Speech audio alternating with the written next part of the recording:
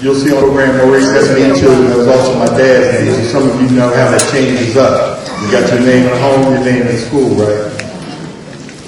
Professionally. I'm a counselor at Montgomery County Community College, so for those that need some help getting into school, I might be able to provide a little assistance. So let's go back to Habar Ghani. Habar Ghani is a call and response type of thing. Not call it out, you guys are supposed to respond. Clearly everybody forgot. So Habar Ghani means in Swahili, which was talked about during Kwanzaa. It means, I bring the news, and your response is Njema Habar Ghani. N-E-N-J-G-E-M-A. Njema Habar Ghani. So let's do this again. Habar Ghani.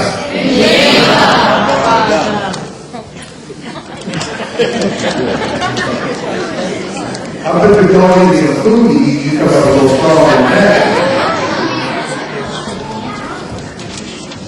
Habar Ghani.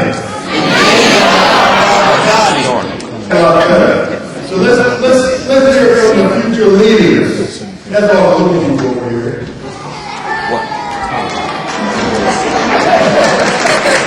You gotta be stronger than the older people. So when I say Habar Ghani, your response is what? Some of y'all are listening in school. I say Habar Ghani, your response is Njema Habar Ghani. Hold on, you can get a chance. So let me say it again. Habar Ghani. All right, good dogs. Habar Ghani. Come on, kids. Y'all can get real loud. I heard you over there a minute ago. Habar Ghani.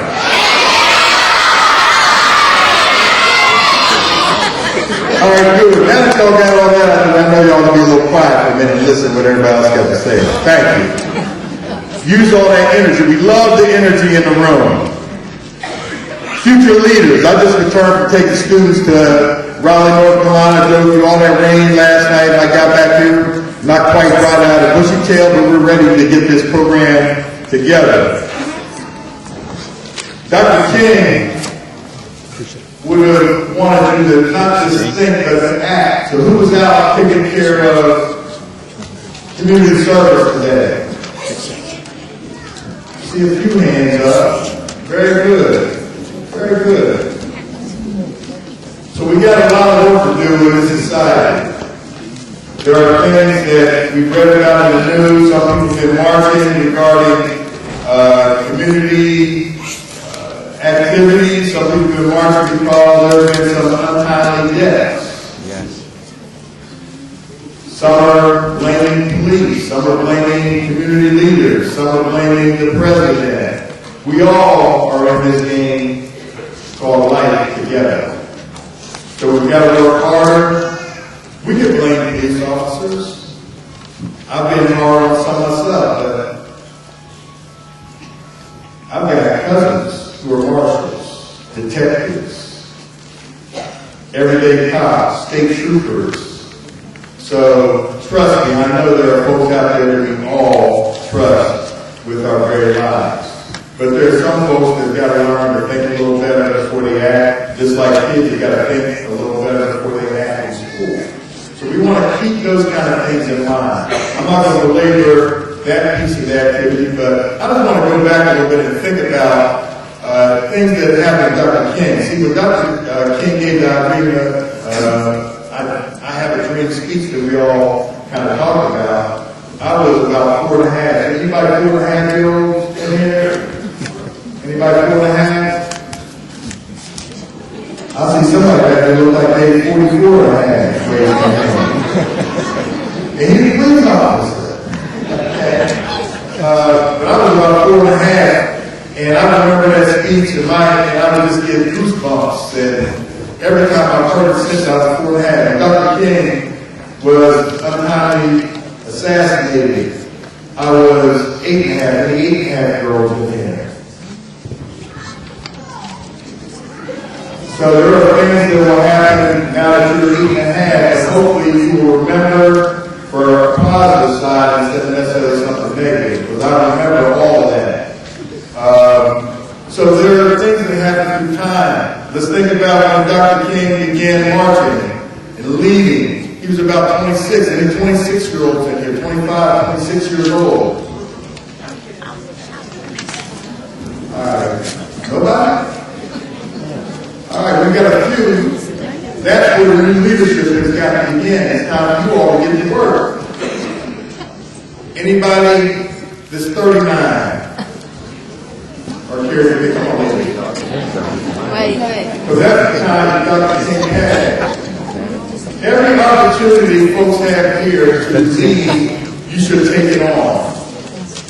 We've got a lot of work yet to do. I'd like to give them my apologies. Just use this as an opportunity to lead. I took 8 students to North Carolina, Montgomery County Community College. We met with students from all over the nation. They came back fired up. I want y'all to be fired up after what you hear today. All right? If I say amen, I mean it's good. Not necessarily religious, all I'm going to do. All right, let's have the Cub Scouts, who are always prepared to come forward and do the Pledge of Allegiance. Isn't that nice? Cub Scouts. Finally.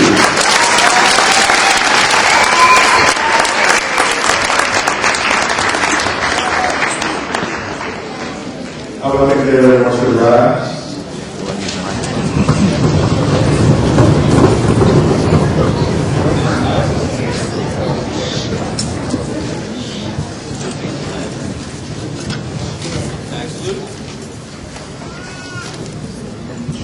Pledge all together.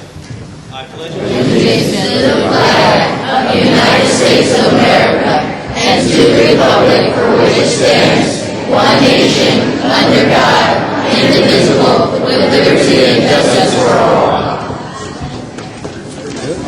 That was very good.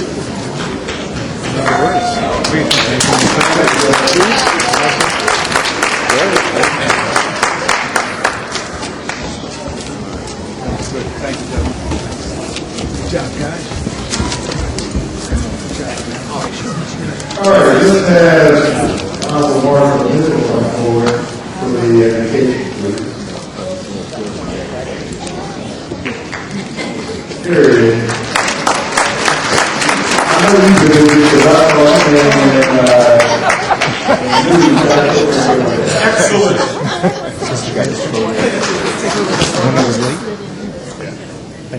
Good morning, good afternoon. Let us pray. Eternal and merciful God, who has created this day for the enjoyment of your children, all of your children who are old, your children who are young, your children from every walk of life. We thank thee, eternal God, for the opportunity to punctuate this wonderful celebration and reflection where we meditate on the words and life of Reverend Dr. Martin Luther King. Make us fitting acolytes and wonderful followers of Dr. King's marvelous and poetic image for the beloved community. May your children who are in preschool and kindergarten through 12th grade, your children in college, your children in graduate and professional school, your children who go off to serve humanity, black and white, Hispanic, Asian, Christian, Jewish, Buddhist, Hindu, Muslim. May all of us be fit to even celebrate this day. We thank thee, God, for the providence of this day and of this community, of this school, and of this town attitude.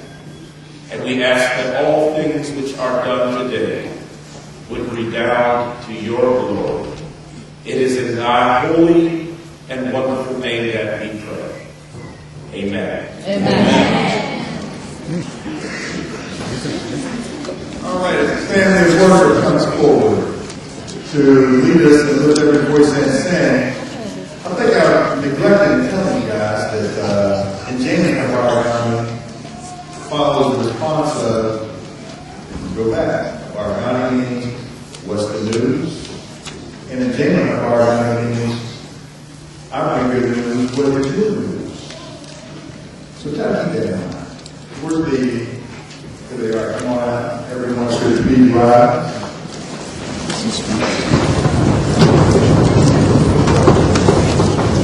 So they're able to lie.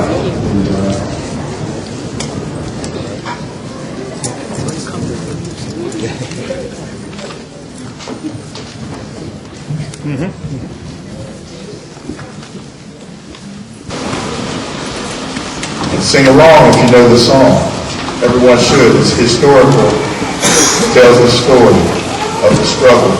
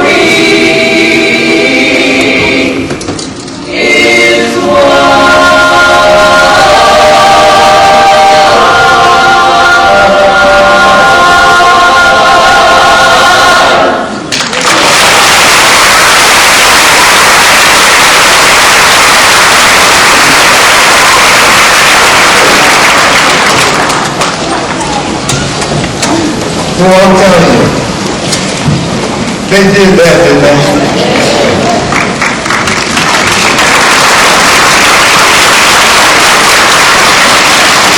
It might mean some of y'all want to go out there and march a little bit because I don't see too many people marching these days. We used to march for miles. People don't want to put on a coat march and walk back to their cars.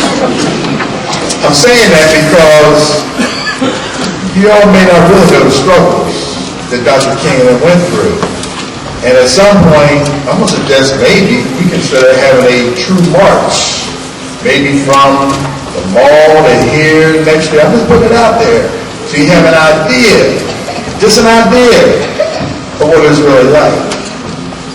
As the Honorable Josh Shapiro comes forward, just think about it. Okay?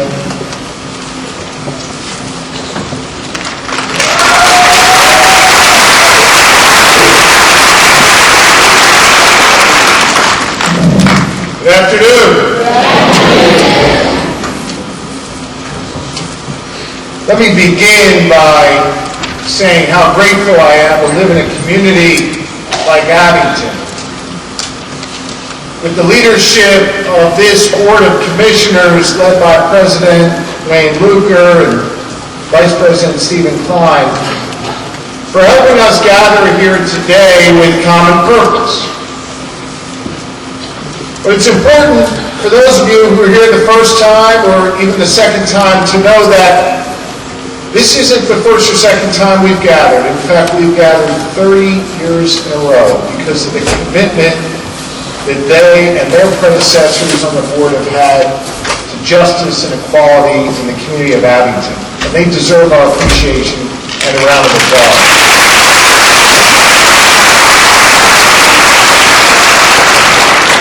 Today we have an opportunity to recognize the difference makers.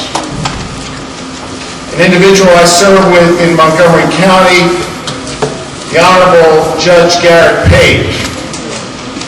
We also, clap for the judge, go ahead. We also have the chance to demonstrate our appreciation for those who have made a difference in the form of a good friend, Ms. Louise Twyman, and Ms. Nancy O'Brien. And while they will be recognized with proclamations and other accolades later in the program, as we think about those difference makers, I'd like to challenge you today to take up the cause that Dr. King fought so hard for, and that is to root out indifference in our community. Indifference. They are the difference makers, but we must root out indifference. I'd like to share a story with you that I shared with some friends from Salem Baptist just a couple days ago for the first time. A few months ago, I was driving back home to Abington from a meeting in Philadelphia. Coming up Broad Street, I was stopped at a red light at Broad and Somerville. Some of you know where that is, right in front of Einstein Hospital there. And as I was stopped at the red light, an elderly African-American woman walked across the street. And as she passed my line of traffic, a car came speeding through the red light and hit her so hard that she went up in the air and landed on the ground. I immediately jumped out of my car and went over to her aid to make sure that she was okay. And much to my surprise, when the light turned green, cars just started rolling right past us. No one stopped. I got her out of the street and off to the side on the corner there. And after not one, not two, not three, but 4 phone calls to 911 in Philadelphia, and 15 minutes, eventually an ambulance came.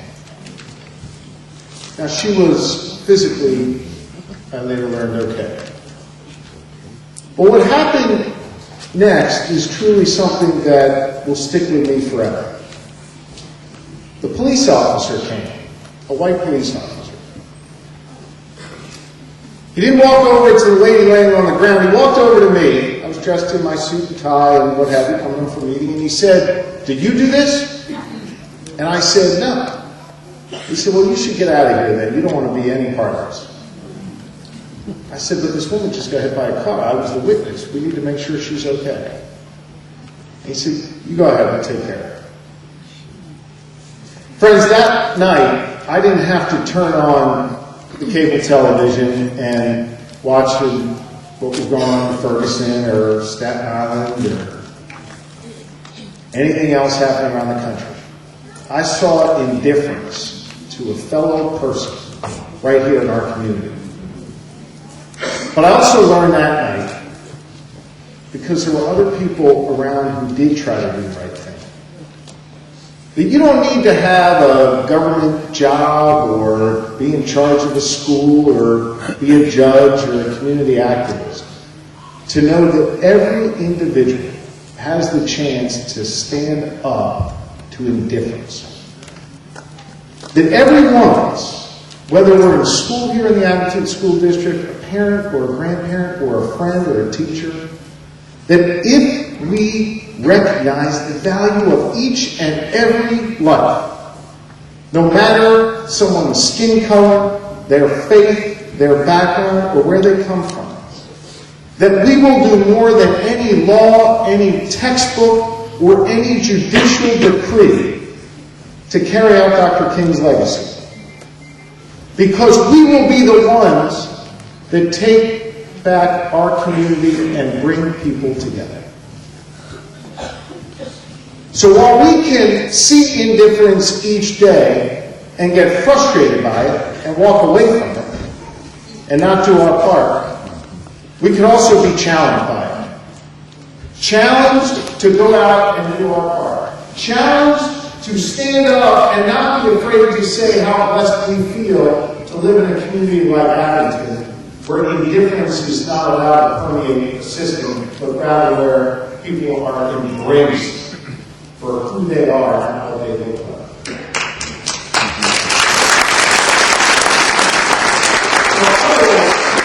Where I began, by saying how grateful I am to live in a community like Abington, where people can come to our schools and learn in an equal setting, where when we're out in the community, we can feel comforted when we saw police officers walk by, but where we also recognize that we have a responsibility to take out Dr. King's task, to follow forth in his legacy, of not judging people by the content, but not judging people by the color of their skin, but instead judging them by the content of their character. Right. Let us appreciate the difference makers who we honor today, and let us all pledge to root out indifference throughout our society. Thank you.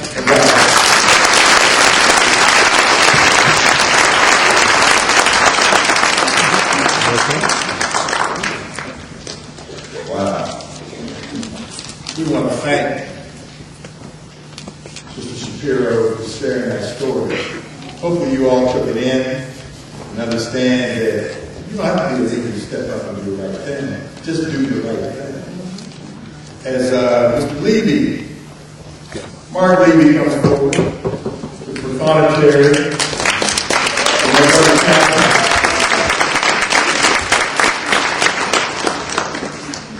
I want to thank you as well.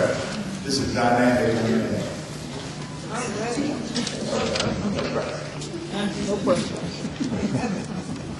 First of all, I want to thank all the Abington commissioners, Marshall, for his invitation today.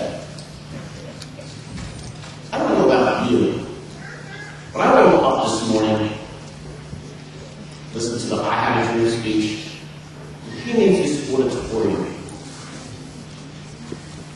I feel so much positive energy today. That's right. I'm not sure what to call it, but I think it's the spirit of new beginnings. Dr. King was more than an inspiration to me as I was growing up. I used to read too close, and it got into my youthful days. You're trying to find yourself, trying to find a purpose. One of his sayings always helped me as I was a youth. I look out the many youths I see today. And it was this. Number one in your life's blueprint should be a deep belief in your somebodyness. Do not let anyone make you feel that you are a nobody. You are a somebody. You count. You are needed, especially in 2015. For who's to say that you were not born for such a time like this? In Latin, it is called carpe diem, seize the day. In English, okay, your moment, your time. This is a time, no matter how old you are, or how young you are, to embrace your past, to love your past, to learn from your past. But now, take your past and propel it to your future, your dream, your destiny.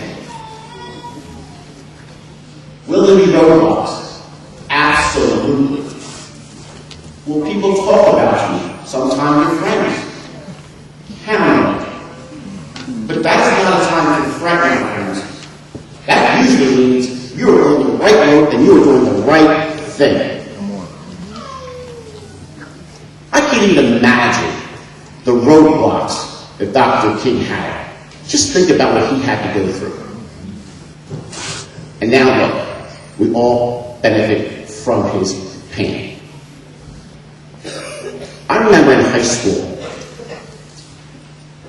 a teacher said, we're going to pop quiz tomorrow if anybody needs extra credit for their grades. I was the first one to raise my hand because I needed the extra points. She said, I'm going to answer your question. You can go home and study. The question is, think about it. Who is your hero? And put one word next to their name. It's the one time I did not have to study. When the question was posed to me, my answer was clearly Dr. Martin Luther King. When they said, what is the word? I said, courageous. Dr. King was fearless in the face of fear. And it is the one thing, the one quote that has helped me through so many difficult times. And it's so true. Listen to it. The ultimate measure of a man, you know what I mean,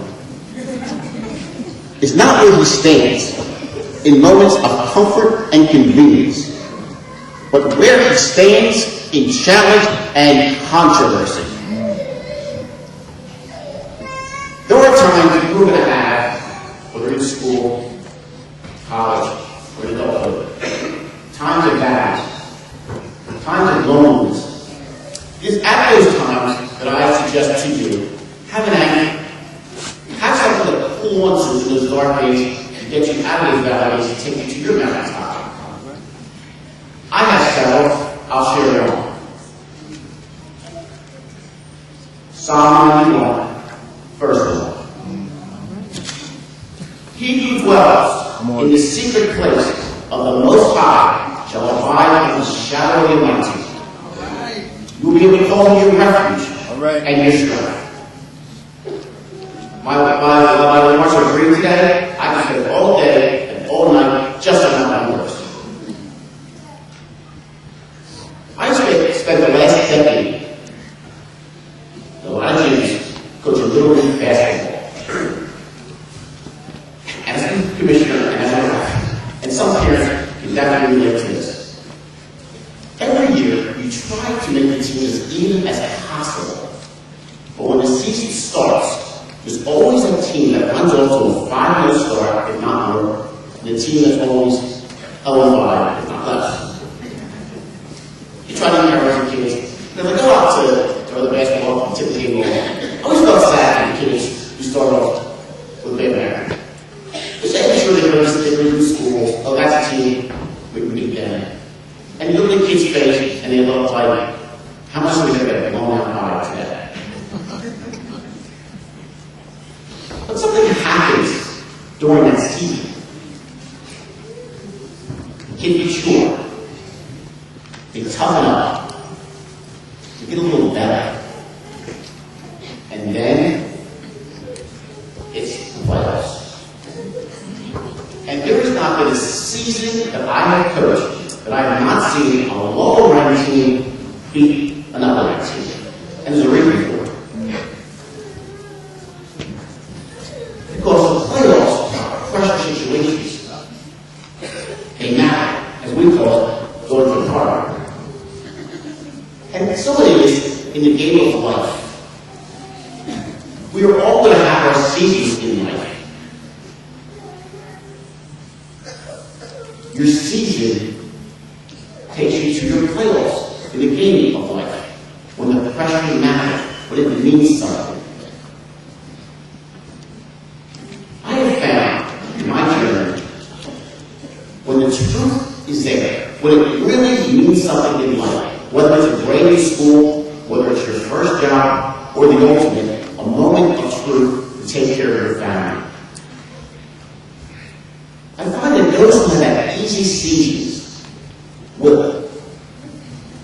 But those who have been through fire and trials and have been persecuted always rise to the occasion with poise, with confidence and courage, and always end up winning and going even further to the next level.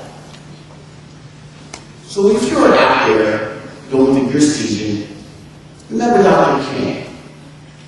He had a great knack of avoiding noise and keeping focused on his dream. And now we are all the benefits of him.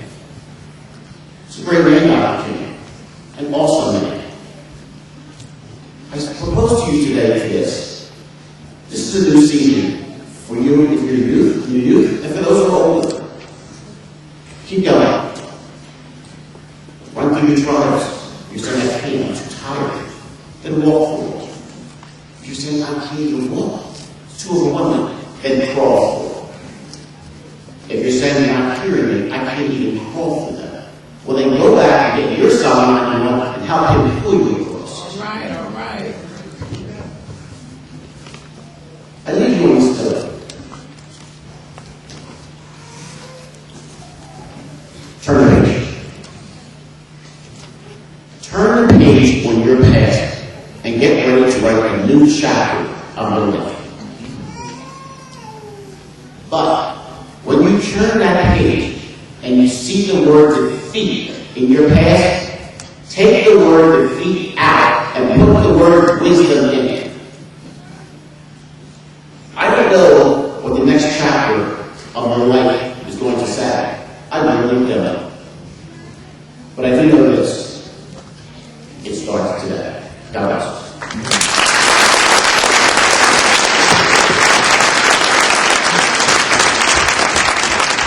Thank you, Mr. Lee. How many first graders through 12th graders here have a weapon of mass distraction? All right. So what I would suggest that you do is download a app, and I don't even know if I remember what apps are, but download an app called Evernote. Because there's going to be some things said here today that you should put in that program and remember them, because they truly may make a difference in your life. Can I get amen? Amen. Keep notes. Some people got paper and pencil, write it down. Because there's things I look back in my lifetime that's happened. As we bring the honorable geographic grade to the stage, I want to talk about this for a minute. Because see, you see a shining star here. There's something she's going to say that can make a difference, just like the two previous gentlemen. But download that, go quick, put some paper with it. Get the right.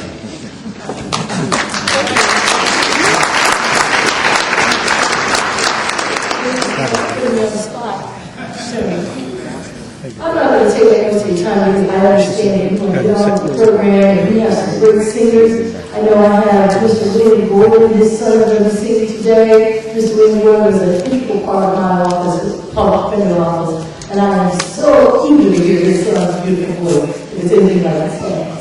So I'm putting him on the spot, I'm going to see what happens. But today is very, very special. I want to thank Anthony Luker and the Commission Hamilton for inviting me here to talk. I mean, I have just had extreme optimism about life. And I understand that what we're seeing now may seem like some troubled times, but I know that understanding Dr. King's legacy, that we have to see trouble before we see hope. I watched the movie Selma, and I had to watch it after I went to a ceremony with Salem Baptist Church and Pastor Mitchell.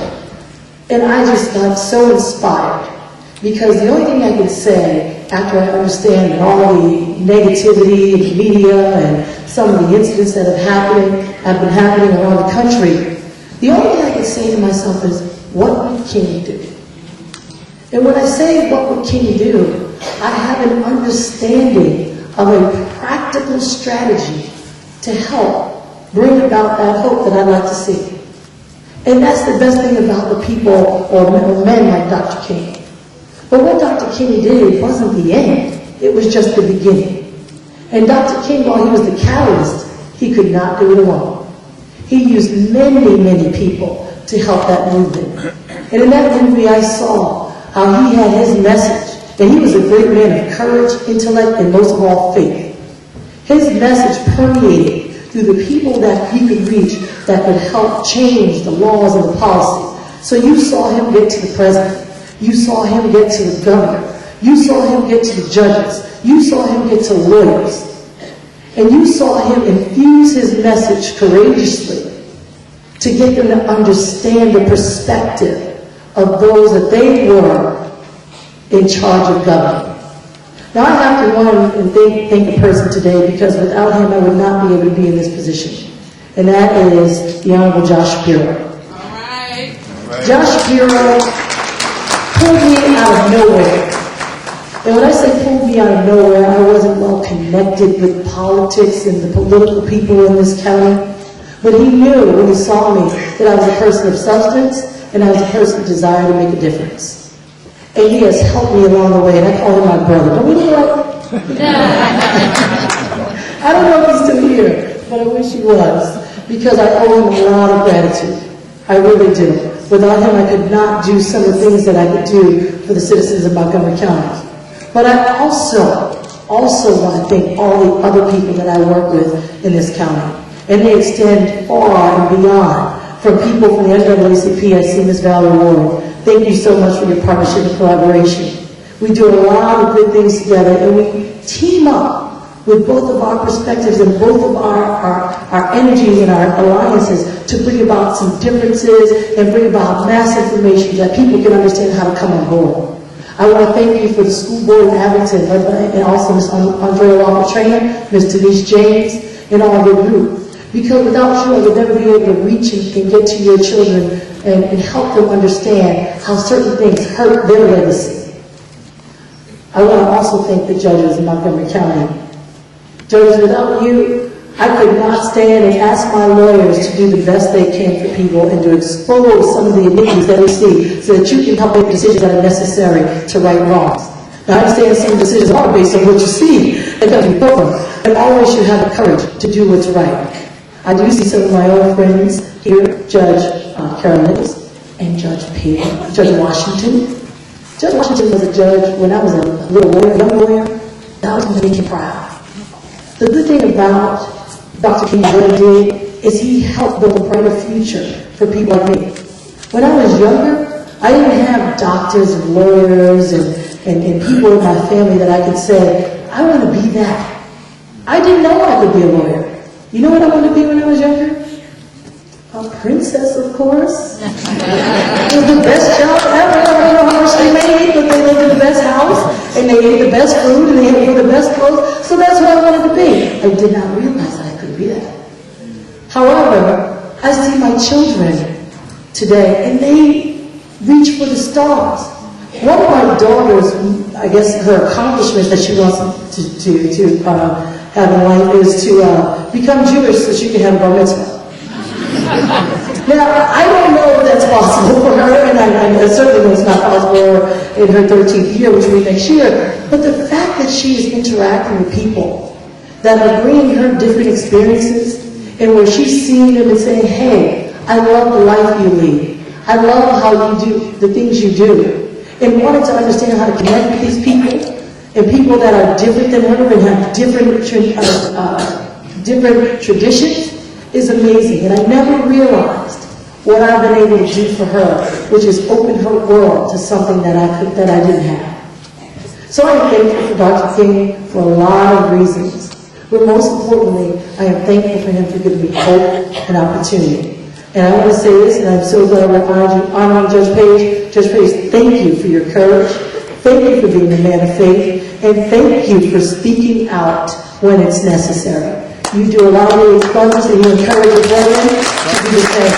So I say keep up the good work, and thank you all for listening.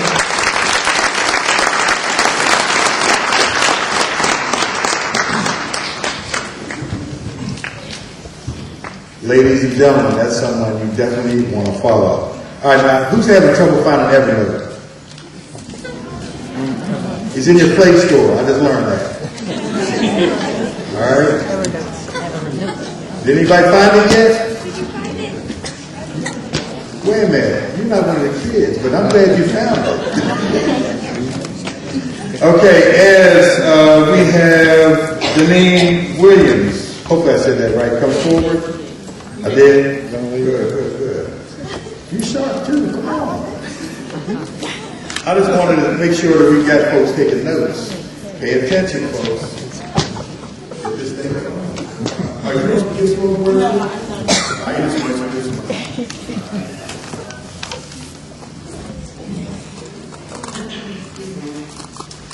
Good afternoon. Good afternoon. Yes, sir. Good afternoon. We were willing to that and we have the opportunity to review myself. Only in Walker by Gemini's man. Geminis are said to possess artistic abilities, ingenuity, brilliance, and are also known to be skilled in many things. Some may even refer to us as jacks of all trades. This reference to Oli, or OJ as he is affectionately known to friends and family, is all of these things. After attending Hampton University, one of America's first HBCUs, that's historically black colleges or universities, OJ graduated with a degree in marketing. He worked in corporate America before finally stepping out on his own, forging his own way with Oli Marketing. I watched this talented man help transform other people's careers while he received no accolades, but he never looked for it. Well, this afternoon, you are in for a treat as OJ comes to the mic and opens it up for everyone to be a part of an experience of his phenomenal talent. People, please put your hands together for my friend, Oli and Walker.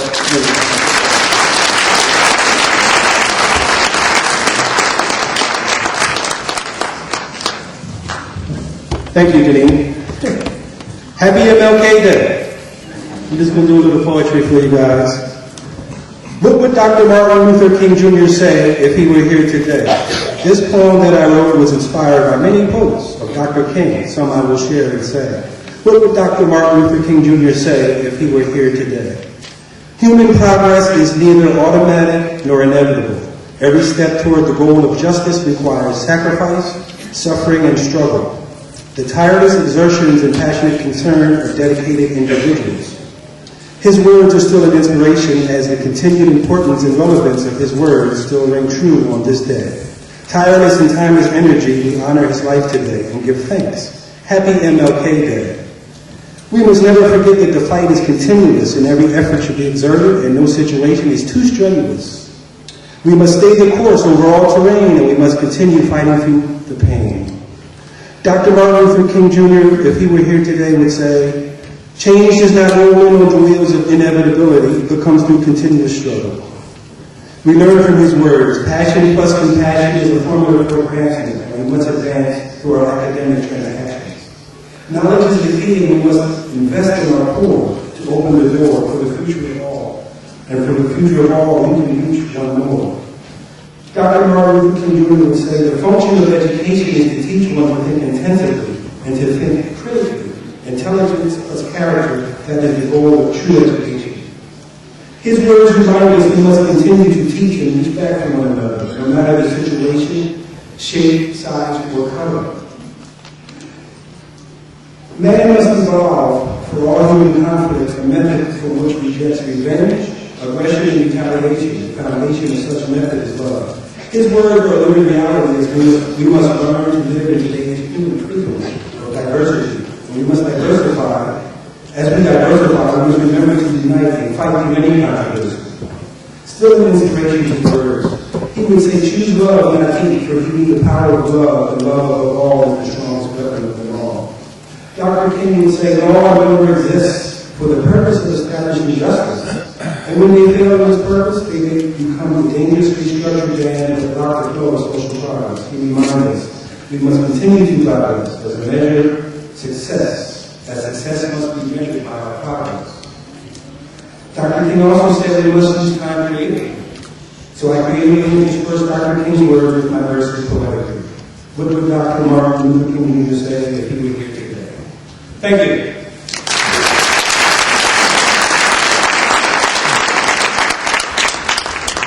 All right, I don't want to take any time to belabor this, but every time somebody say, what Dr. King said, there's a young lady over here, raise your hand. Come on up here, young lady. That's you. Come on. You will get your shot today.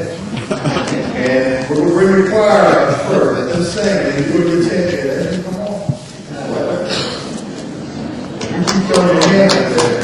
Come on, Charlie.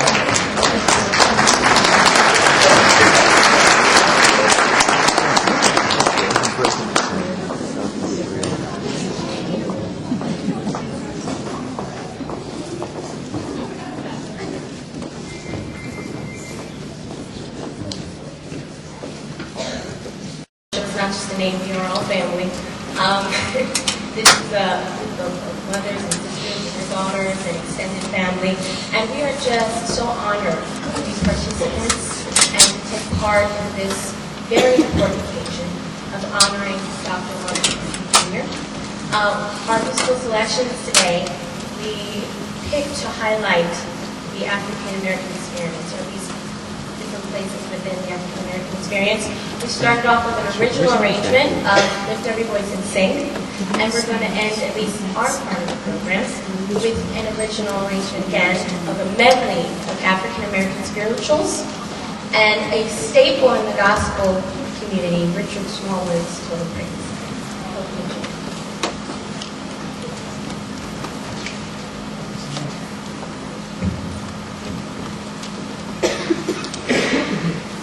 The Jordan River's deep and wide, but soon I'll see the other side. I'm gonna lay my burden down. If you get there before I do, tell all my friends I'm coming too. I'm gonna lay my burden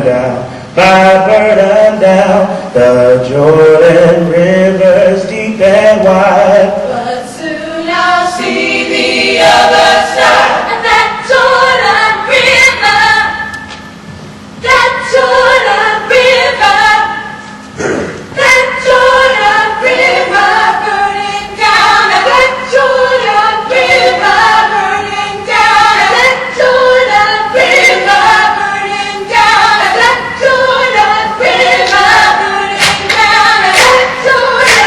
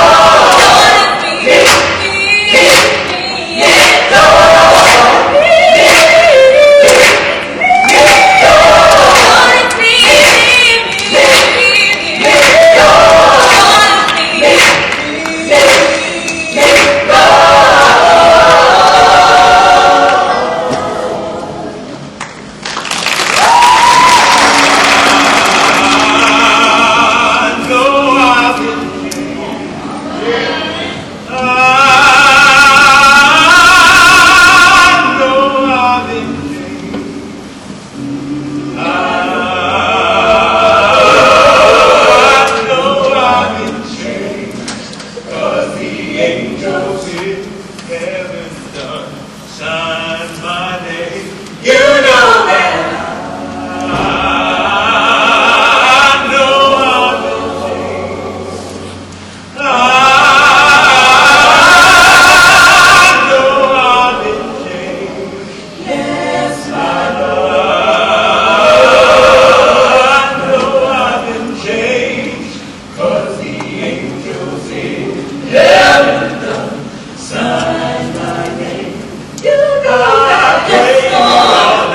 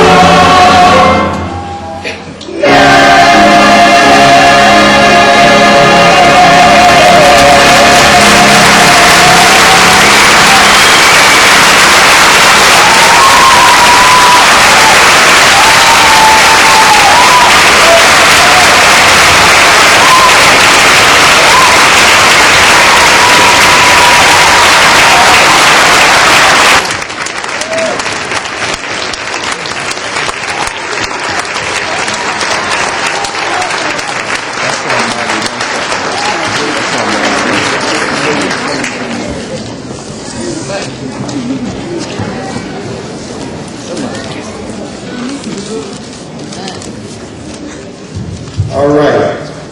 As we bring forward Mrs. Margot Clark to give her piece, you know, we got to say something about this young lady here. I asked her if she wanted me to walk out there with us. No, I got this.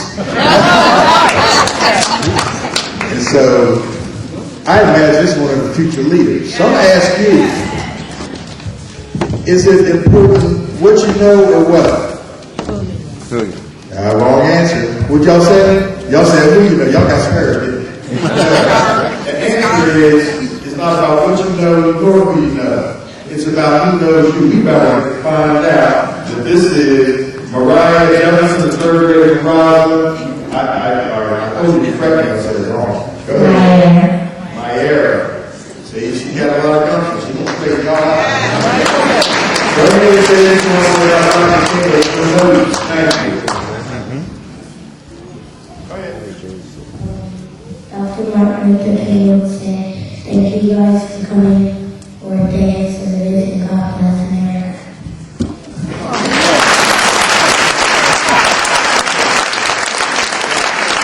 You'll say this, every chance you get to get on the mic, keep working because you're going to be a star. I know I thought I saw another hand out there, but we don't want to, keep belaboring it, but let's go with Mrs. Clark because she's scared to follow that up. I know her mother and her aunt, so she's following the right footsteps. To the young lady that just directed the choir, I remember when she could just barely reach the piano, play the pedals. So Abington has a great graduate there. I need 4 10-year-olds.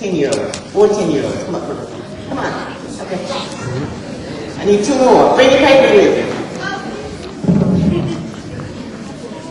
I need 2 more.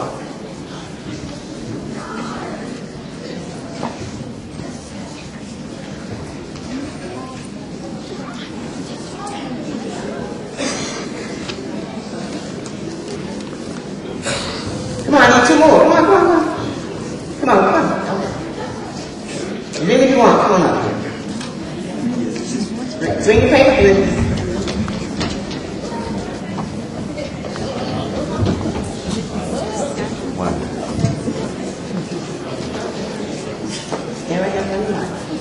I asked them to come up because I thought about 4 things that came to my mind. When I was maybe 1 or 2, I was taken from my mother in North Carolina because I had 10 sisters. And I grew up here as a child. But when I went back to North Carolina, when I was their age, I couldn't go into a white person's front door. I had to go into the back door. And I remember working for 50 cents a day. Then when I got a little older, I had a chance to march in Selma. So that Selma means a lot to me, but my mother wouldn't let me go. But my heart was with those marchers in Selma. And you got to remember that it was young people, high school students, and college students who led those marches. So to our young people, you don't have to be old to march. And then I thought about Sir Francis of Assisi, one of my favorite poets, who says, God, make us instruments of your peace. Where there is hatred, let us sow love. Where there is injury, pardon. Where there is doubt, hope. Where there is despair. And he goes on to talk about that. So when I think about Joanne Weaver and her No Place for Hate, I can't help but think that she was a drum major for Abington in making it a no place for hate. So we're going to ask you all to stand. You have a no place for hate pledge. If you don't mean it, don't say it. It's not about words, it's about action. So my young people are going to lead this pledge as we in Abington say together, I promise to strive to respect all people, including those who are different from me. I promise to do my best to make our community no place for hate. Thank you.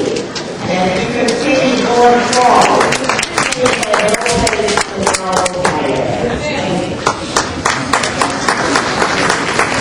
Yeah,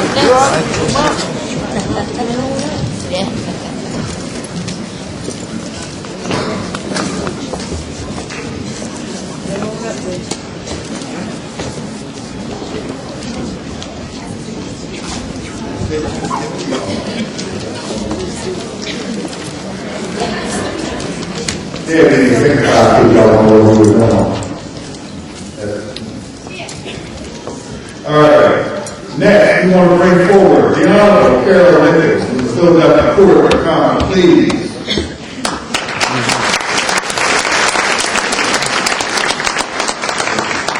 Good afternoon, everyone. Good afternoon.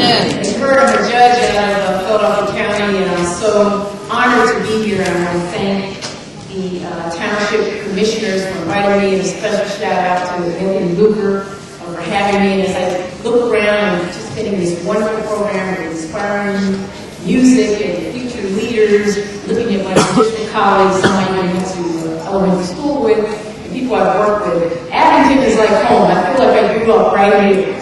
So I'm just so excited to be here. But when I think of Dr. King and his legacy, what always comes to mind is to whom much is given, much is required. And when you look at Dr. King's life, it's easy to stand back in awe and admire his tireless exertion and sacrifice, which generated progressive change that swept across America, ending segregation, enforcing voting rights, and moving the fight forward for economic justice for the poor. Recently, I was thinking about all this, just sitting in a sandwich shop, enjoying watching Cowboys lose the divisional championship game.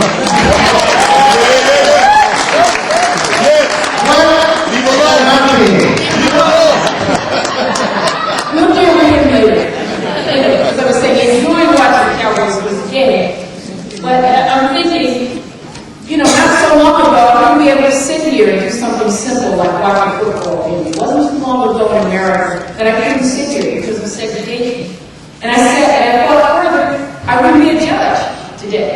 I wouldn't be able to enjoy, my life today, but for the folks that went before me and sacrificed so much.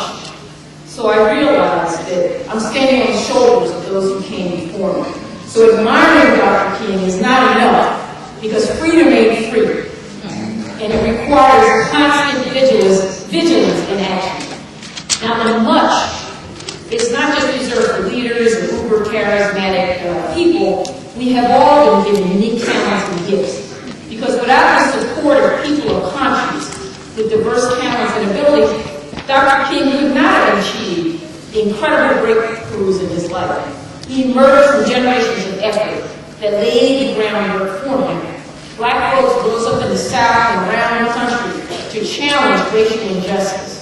Many were poor, but they still had much in their character and in their resolve to fight for change under the brutal violence of Jim Crow that confronted them in every aspect of their daily lives. But they weren't alone. Young black children marched in Birmingham. Senior citizens, some in their 80s, registered to vote for the first time in Selma and in Mississippi. Boycotts, marches, sit-ins, and other protests were initiated across the country, and women and men of different races, walks of life, and different faiths from all over America and around the world supported their efforts. Some got directly involved in campaigns, others sacrificed their lives supporting the struggle. Today, Dr. King is more real than ever. There's so many issues that are left undone, and yet we need to work towards. We still have wars. We still have income inequality. We still have challenges with voting rights. If we truly choose to live Dr. King's legacy, we must take the individual much that we've all been given and commit to action. And if we fail to do that, we fail at that, his legacy will just melt into history, and the dream will stop with us. So we've got now. Who's got next? It's up to us. Thank you.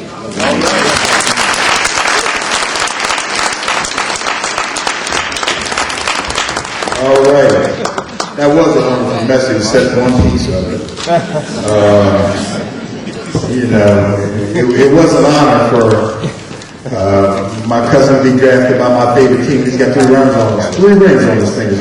Can y'all please, y'all almost there once again. Can we bring forward the Honorable Craig Washington? Y'all been wearing booty one more time. That's all right.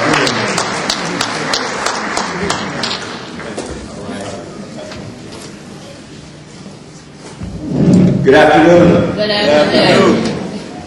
It is an honor to be up here. We all say it, but we truly mean it. It's an honor because of the day itself.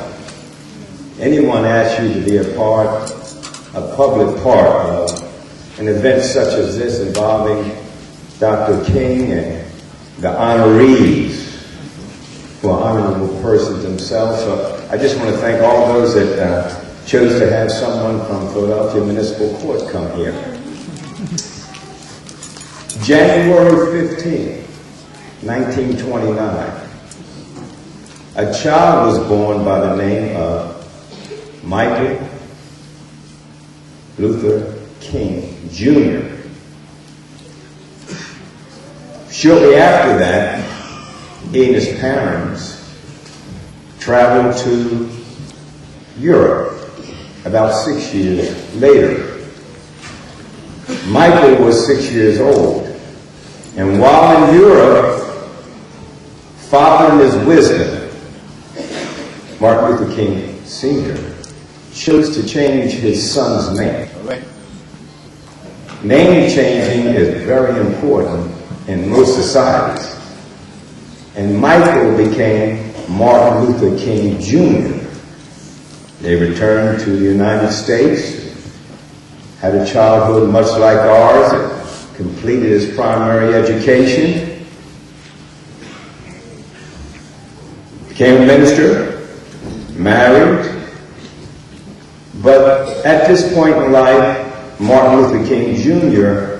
had a calling greater than he, and that was the calling to serve God in a special way, to serve mankind, womankind, in a special way, and to pursue justice and equality in a very special way. Garrett D. Page was born. He keeps saying Germantown, so I'm going to give him Philadelphia. And his family moved to Montgomery County.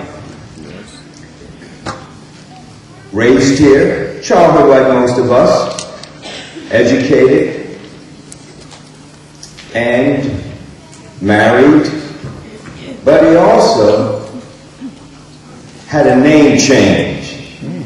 Very important in the process of a series of name changes.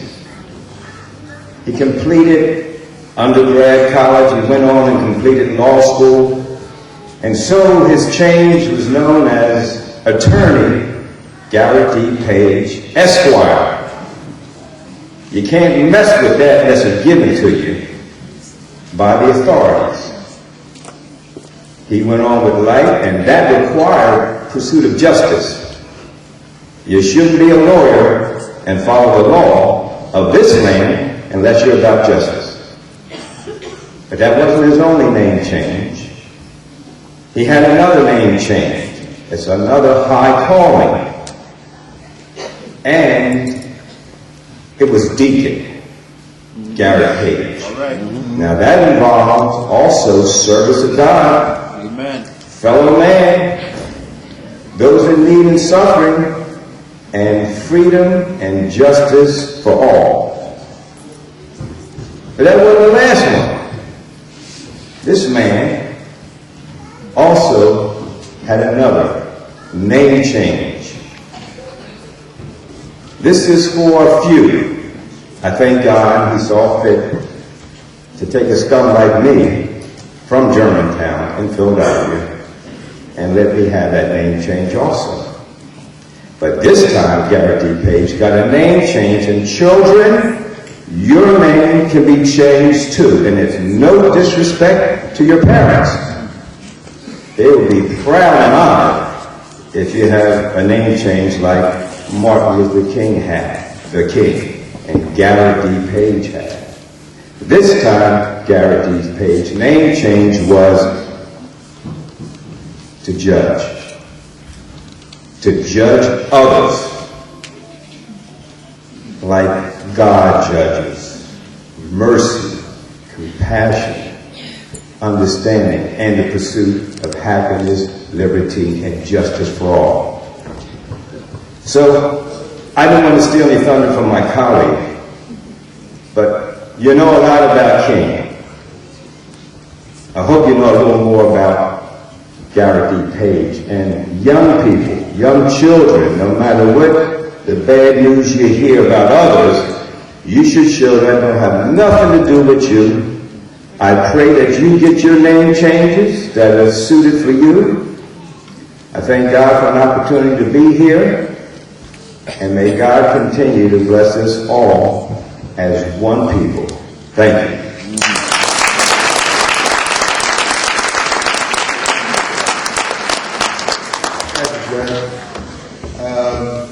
Let me see the K through 8 people just stand up for a second. K through 8. All right, good. Everybody spin around twice and sit back down. Y'all should be good for a few more minutes. I'm going to bring forward Commissioner Wayne Luker, who helped get this program started years ago, I believe. He has a couple of changes to announce. Thank you. Thank you very much. It's nice to see a full house, and I'll make a couple of acknowledgments in a few minutes. But at this time, Judge Tolliver, as you make your way to the podium to present the honors to Judge Garrett Page, I'd like to bestow upon Garrett Page a few more honors. First, on behalf of the 13th Congressional Congressman, Brendan Boyle, and also our 153rd State Representative, Madeline Dean. If she could come forward, please. They have presentations to make to Judge Garrett Page. Thank you.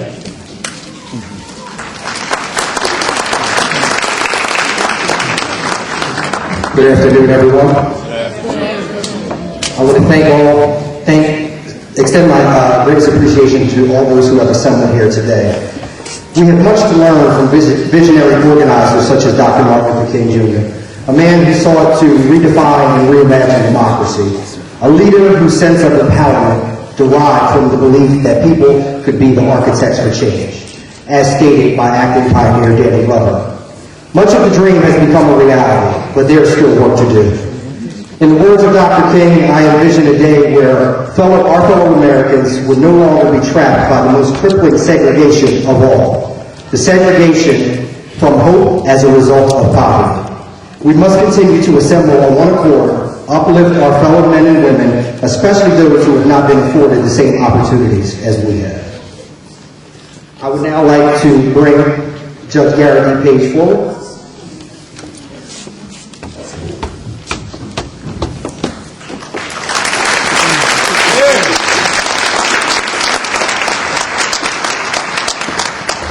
I want to preface this by saying, first and foremost, it is an honor to share the stage with a man of such high accolades as Judge Page.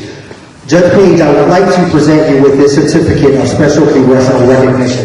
This certificate is presented to Judge Page from Congressman Brendan Boyle of the U.S. House of Representatives, representing Pennsylvania's 13th District. This certificate is for your 15 years of service to the people of Montgomery County and your more than 5 years of service to the Court of Common Pleas of Montgomery County, and most importantly, for doing God's work. Thank you, Judge.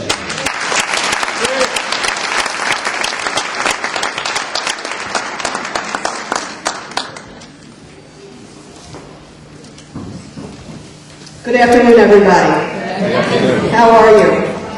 I, too, am delighted and honored to be here today to commemorate, of course, the life and the work and the struggle and the wisdom of Martin Luther King, and to try to keep it alive in our community. I was graduated from Abington High School many years ago, so I feel very at home here, and I'm particularly happy to see the children here. Before I was state representative, I was a teacher.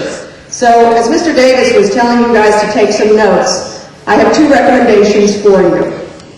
One is, if you have the chance, go see the Martin Luther King Memorial in Washington, D.C. It's stunning. It's stunning in its strength, the granite strength, and of course, what everybody here has said today are his words etched in those granite walls. My second recommendation to you students, and I mean students of all ages, is read and reread his words. Be a student of Martin Luther King. And one of the best places you can start is Letter from Birmingham Jail. The wisdom of his arguments are remarkable. And with that, I want to pivot to somebody who also makes beautiful, wise arguments. And I honor today, as a state representative, Judge Garrett Page, because he is a student of Martin Luther King. He's a man of faith. He's a very long biography. And I say that to kids not to say it's daunting, oh, I'll never be as good as this man. To say to you, you can do what he's done and more in different ways. So I'm here very honored to say that I offer this citation from the House of Representatives to the Honorable Garrett D. Page as he's presented with the Memorial Award at the Martin Luther King Jr. 30th Annual Memorial Service hosted by Abington Township. Its terrific Board of Commissioners, its President, Wayne Luker. And I think what I want to leave you with is this. I was down at the Martin Luther King Memorial a couple of weeks ago, and I love rereading his words. And one of the famous quotes, one of the famous teachings of King on the walls is this: darkness cannot drive out darkness, only light can. Hate cannot drive out hate, only love can. In the Honorable Garrett Page, we have a man who knows how to use light and love to bring justice and mercy. I'm honored to know him.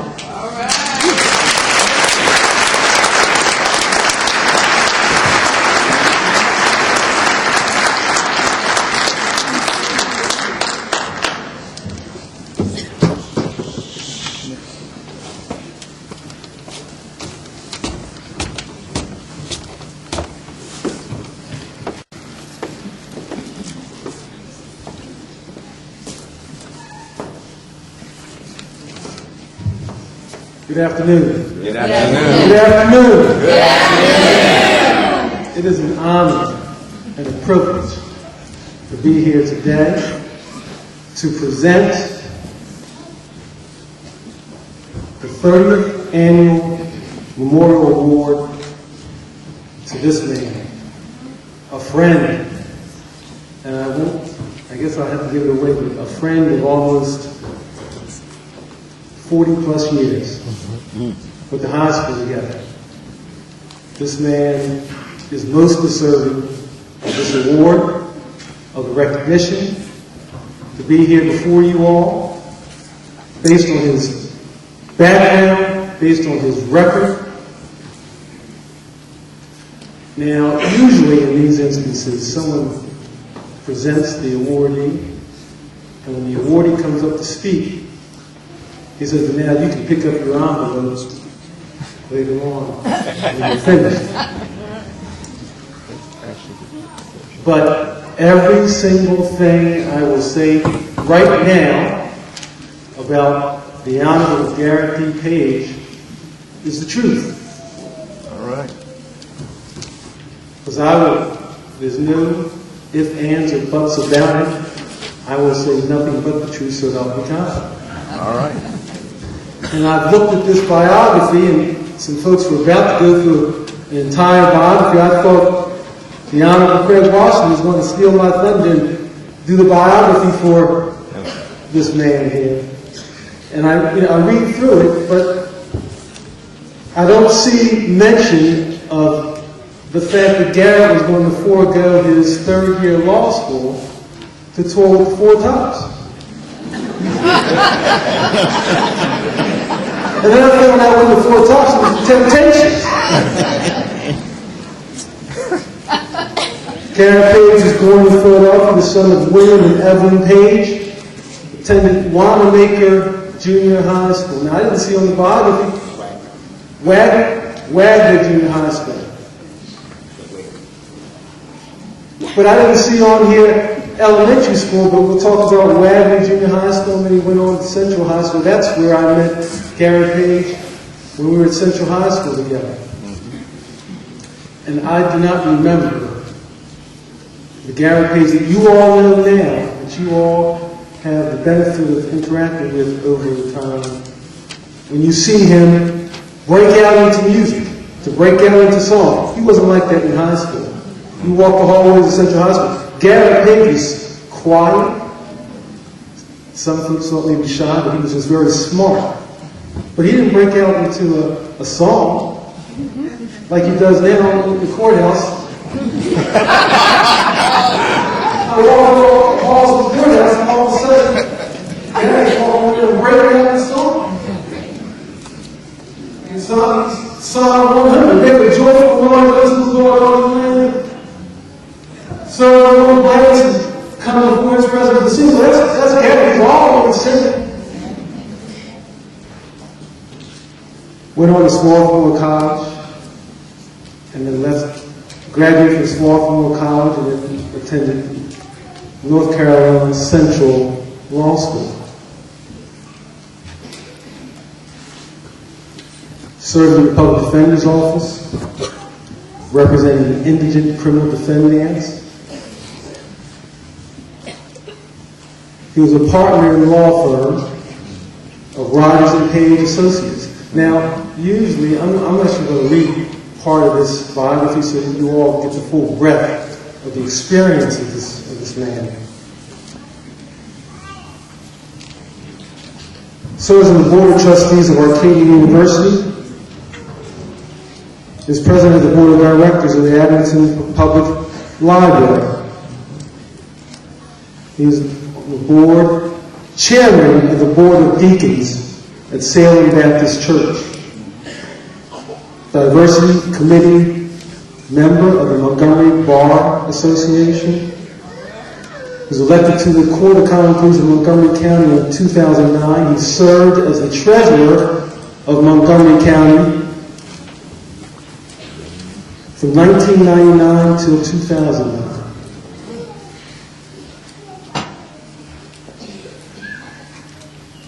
He's married, has 3 children.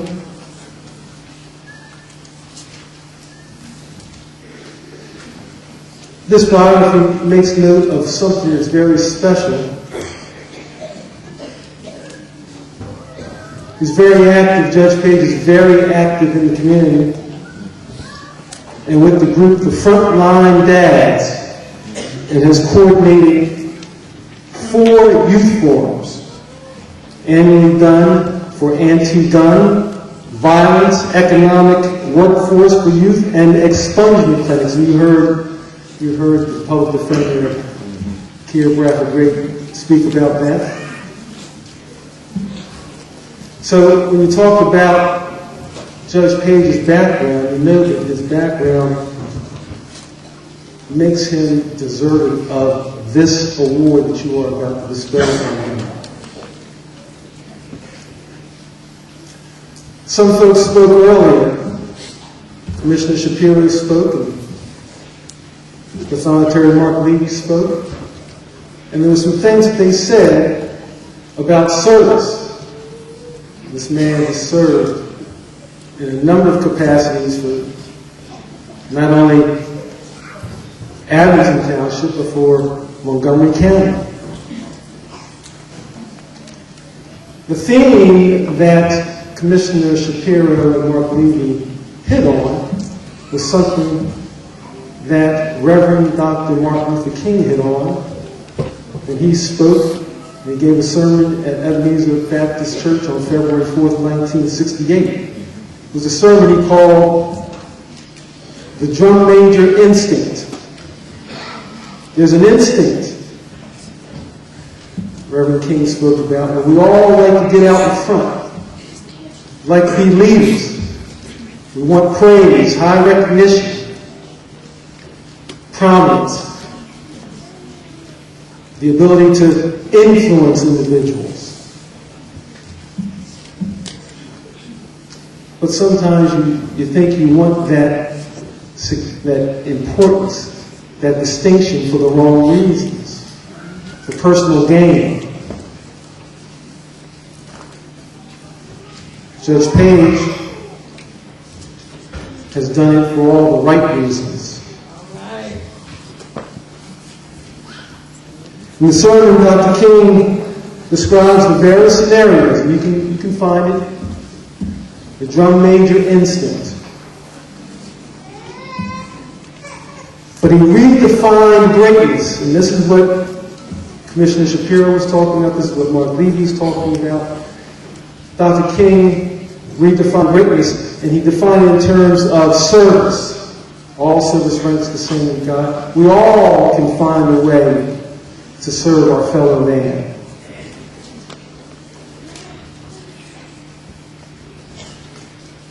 The Honorable Garrett B. Page is the quintessential servant.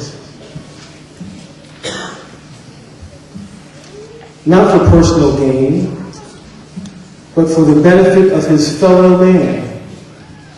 He is devoted to family, he is devoted to community. He is devoted to the integrity of the societal institutions intended to respect individual freedoms. If Dr. King were here after his sermon, February 4th, 1968, he would say that Garrett D. Page, attorney, Garrett D. Page, father, Garrett D. Page, judge, Garrett D. Page, deacon, is a drum major for humanity. He's a drum major for justice. He's a drum major for equality. He's out in front, and he deserves your respect, and he deserves the honor that you're about to bestow on him today. So the plaque reads, for the 30th Annual Abington Township Martin Luther King Jr. Memorial Award, presents this award to the Honorable Garrett D. Page for promoting harmony, cooperation, and understanding in your service to the Montgomery County Court of Common Pleas and within the Abington community, in the spirit of Dr. Martin Luther King Jr. as a drum major.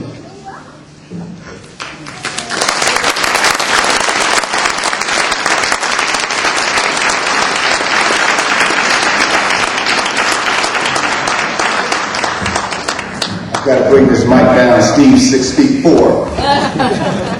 Steve and I did cross paths in high school. Now both judges. That's the history. Class of 1973 at Central High School, class of 232. He was a big-time basketball player. I was a lowly gymnast. I could do flips all over the place. But we're now meeting out justice in Montgomery County. Amen to that. I want to thank a lot of people. The day's long. I've been involved in 3 Martin Luther King events this weekend. Yesterday in Pottstown, I was the keynote speaker at First Presbyterian Church, where I spoke, and there was a grandiose collection of people just like this eclectic group that I'm standing in front of. This is my hometown, so that's good stuff. Pottstown is a part of Montgomery County. I thank all of you who have come to witness this and be witnesses of this great music, children, poetry reading, young. We're going to hear some more about elementary schools and junior highs after I speak. This is real good stuff. I thank the commissioners. I'm not sure how it is that I am worthy of this prize. Paul talks about going forward to winning the prize. Ultimate prize is getting into heaven. And so this is on my pathway to heaven. Right. And I'm still living at the age of 59. I compare that age with the age of King at the age of 39 when he died. And his predecessor, who was King of all kings, and the name that is above all names, is Jesus the Christ, who died at the age of 33. And you do the math. It is not how old you are to get the awards that we get. And I get a lot of awards, but this one's real meaningful to me because I try to mimic my life after the work of King, who was not afraid to be bold. Here's the SAT word, intrepid, young people. Look that one up when you Google. Bold, and to get his fingers dirty. Before I forget, I have to do this first, I'll forget it. Thank you for my family. My mother and father are sitting in the back. My father's 92, and my mother's 88, and they're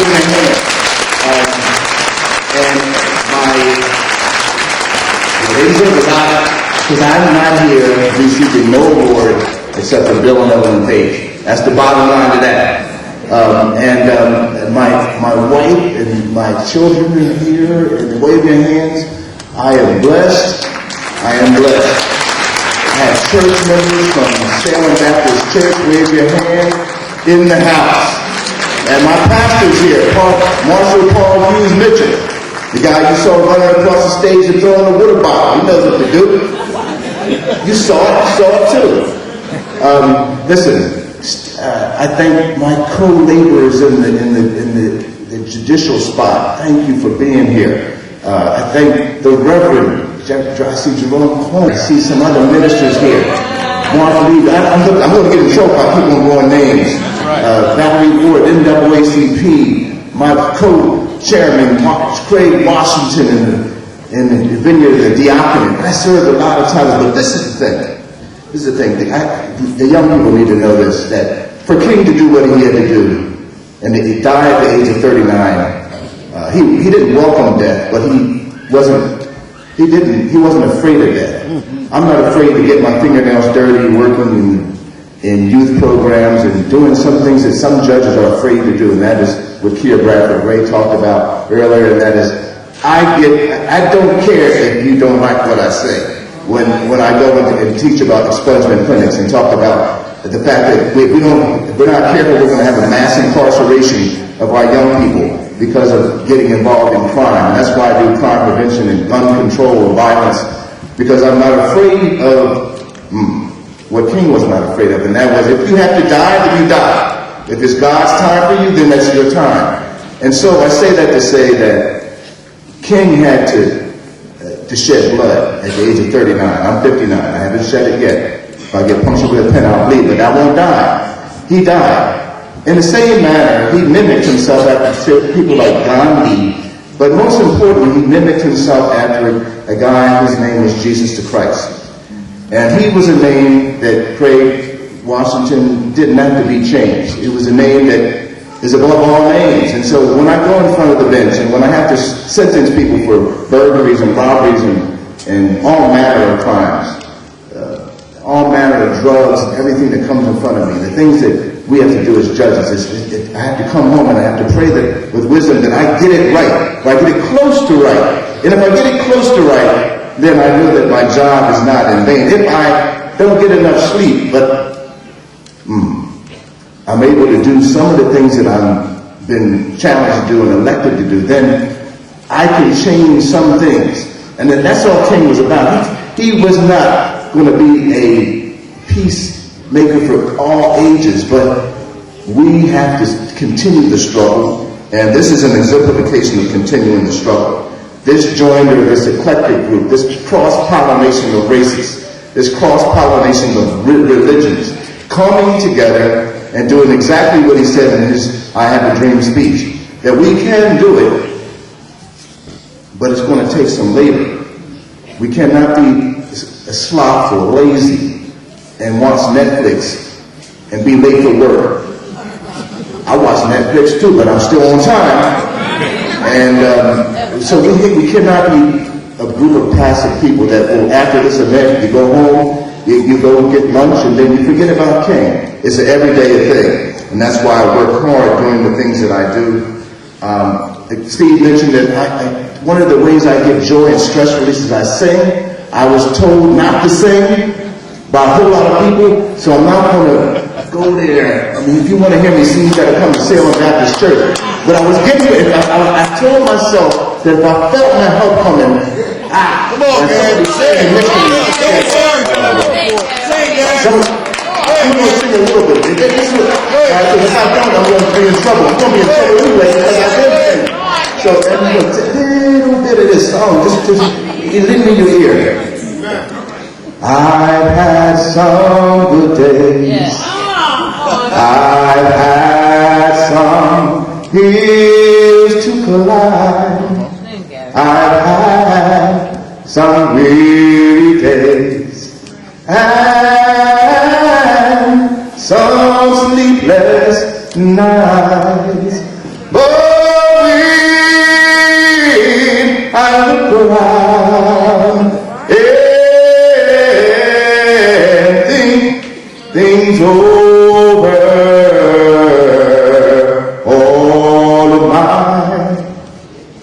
good days. Come on. Outweigh my bad days. Oh, you won't complain.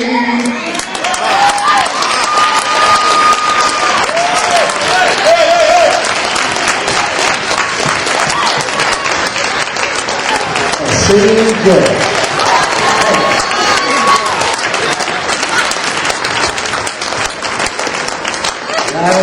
Larry McCain, I've been doing this program for 25 years and I've never seen anything like this.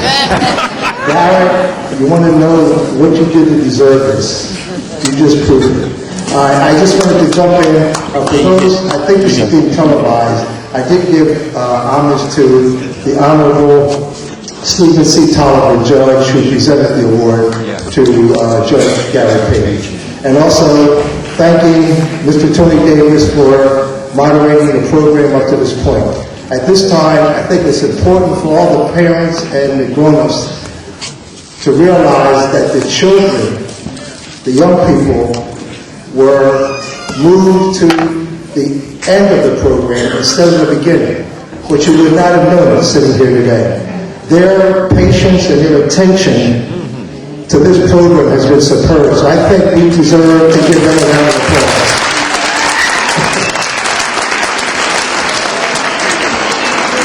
This is my 24th year doing this program, and I don't think I saw a group of young people as attentive and as patient as I did today. So having said that, it's their time now. So parents, don't leave. Adults, don't leave. The children, starting with Copper Beach Elementary School, if you would please come forward.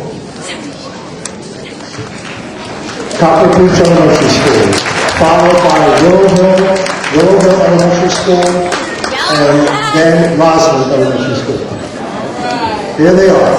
Thank you.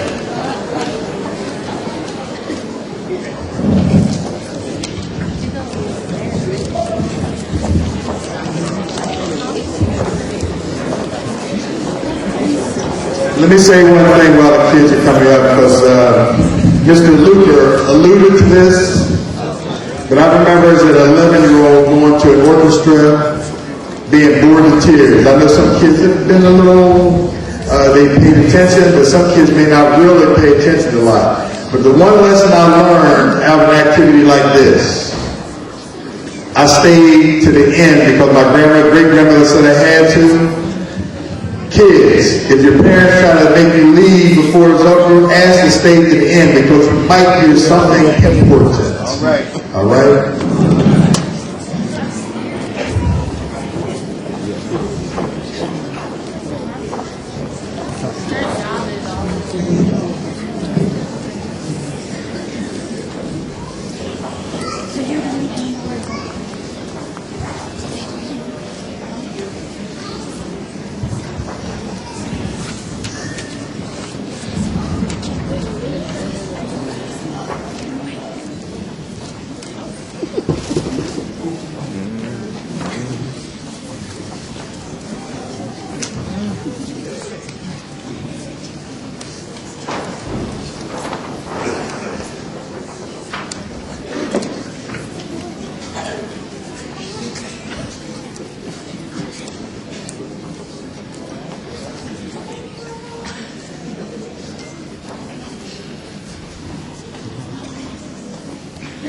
Good afternoon, everyone.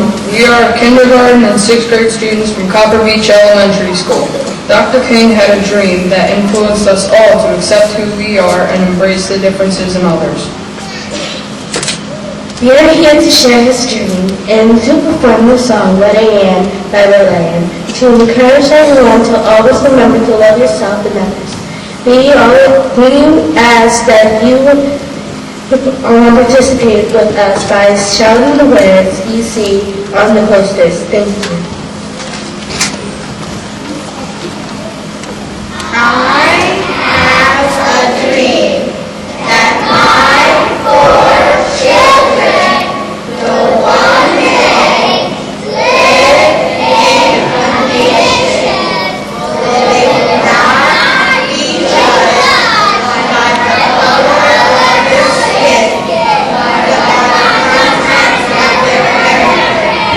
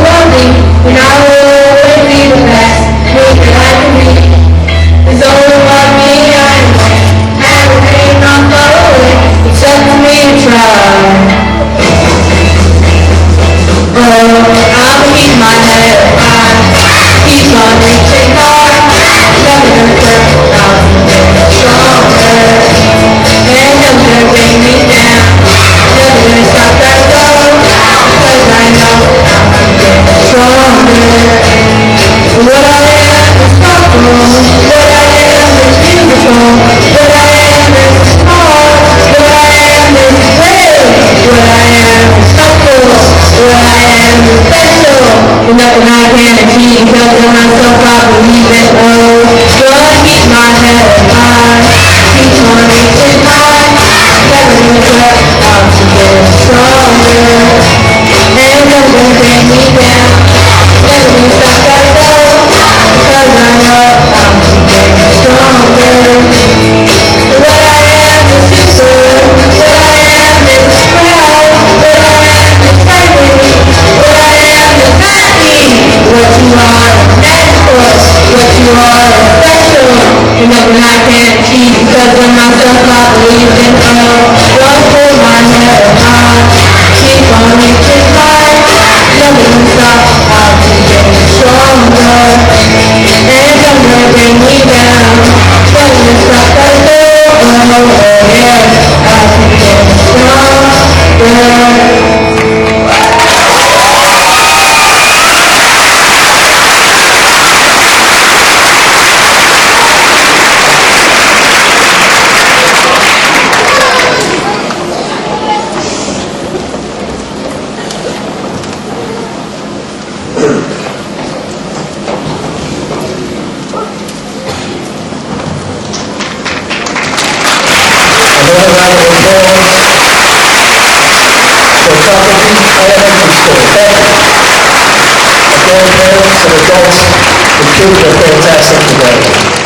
The next school will be Royal Hill Elementary School.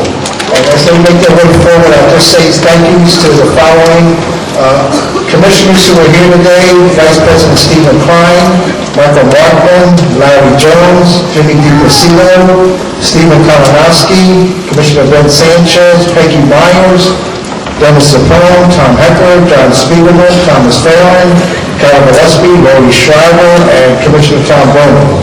Also, Dr. Amy Sickle is in attendance. Dr. Amy Sickle from Abington School District. Along with school board directors, I did see Andrea Trainer and Daniel Kay. If I missed someone, please let me know. And John Fox, I believe, was also here. John, thank you very much for your attendance. At this time, Royal Hill Elementary School. Thank you.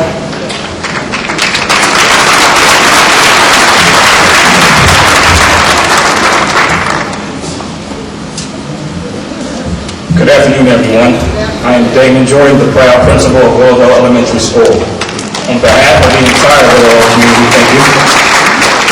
I thank you for inviting us to participate in today's celebration of the birth, the life, and the dream of a wonderful, wonderful man, Dr. Martin Luther King Jr.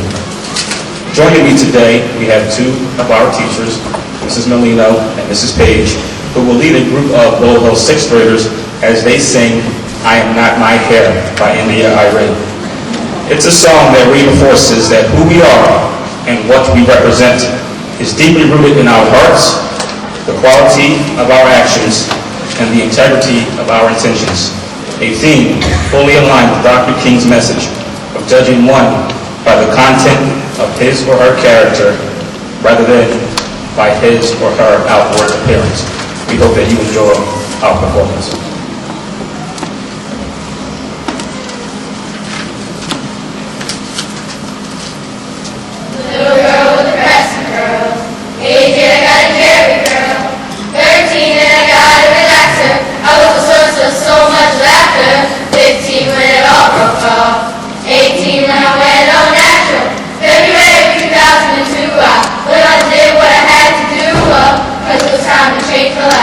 To become the woman that I am inside.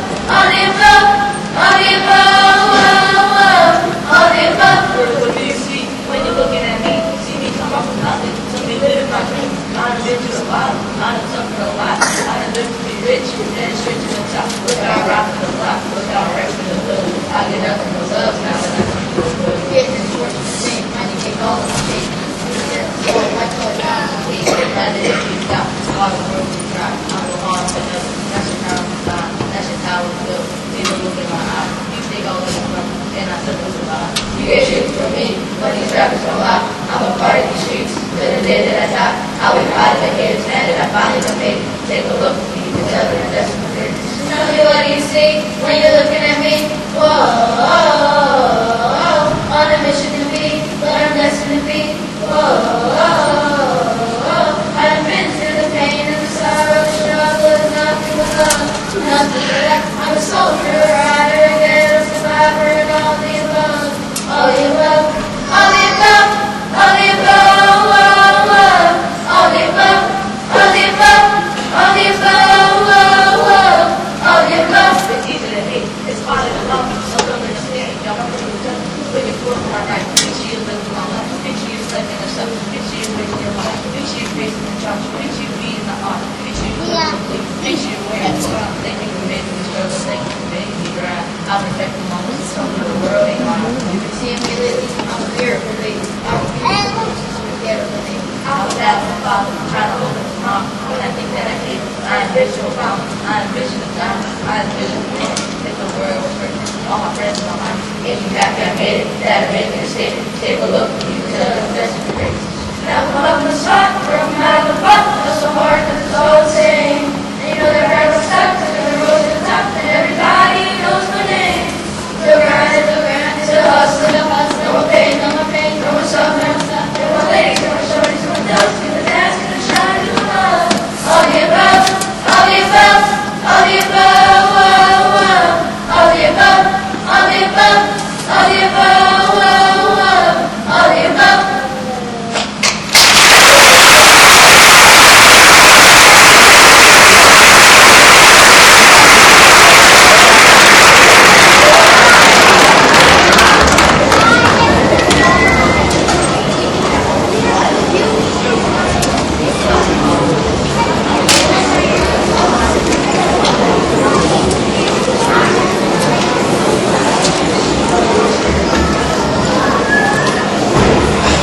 Another round of applause for Will Hale.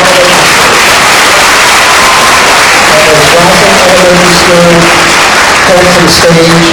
A couple other acknowledgements from the township. Our township manager, Michael Lefevre, is in attendance today. Michael, Chief William Kelly, Deputy Chief John Livingood, Deputy Chief Michael Webb, Lieutenant Patrick Malloy, Officer Roger Gillespie, and Tax Collector Jay Blumenthal. Don't leave, Jay. I see you back there. And as they come forward, just one little last acknowledgement. Most of you don't know, but many of you may remember William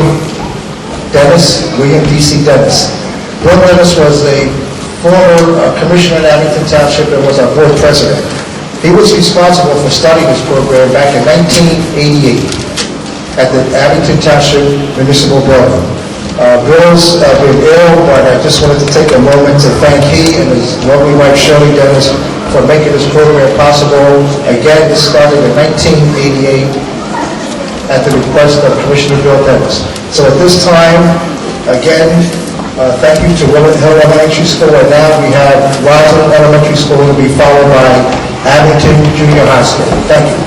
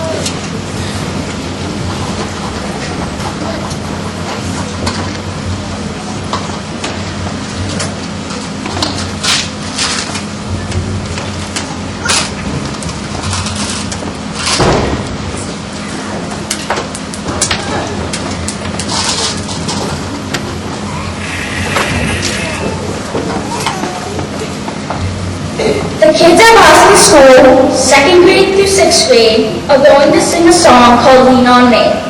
And it represents how kids work together at Roslyn Elementary School.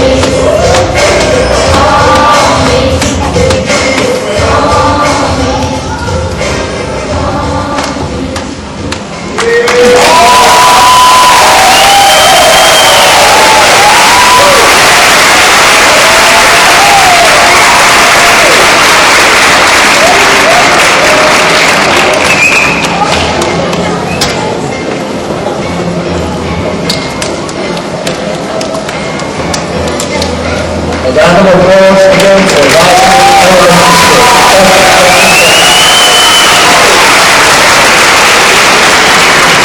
And our next school participating today is Abington Junior High School. And then we'll have our closing awards. While Rosalind is leaving the stage and Abington Jr. is coming on stage. I'd just like to bring a young man forward to the microphone. This is unrehearsed and unannounced. A guy by the name of Anthony Luger, I think I see. Yeah. Can you go forward, sir? This is the man that put this program together.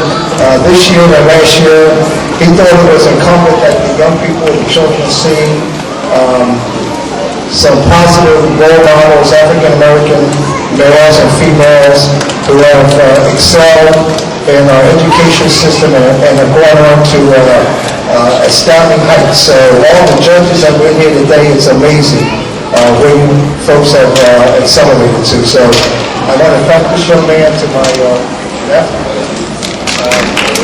think I made it better. Thank you, sir. At this time, we'll have Abington Junior High School. And one last special thank you to Ms. Margaret Clark. I know, Margaret, you and I, we all miss Dr. Clark, her husband, but you have solidified and carried the torch that Joanne Weaver Strode gave with the No Place for Hate. So, Margot, I don't know if you're still here. My thanks to you for carrying the banner, and I'm sure Dr. Clark is looking down very satisfied. So, at this time, Abington Junior High School.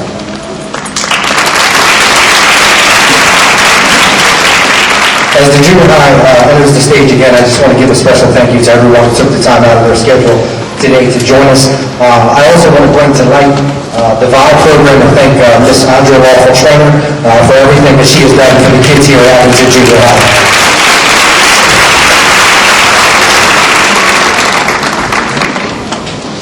Oh,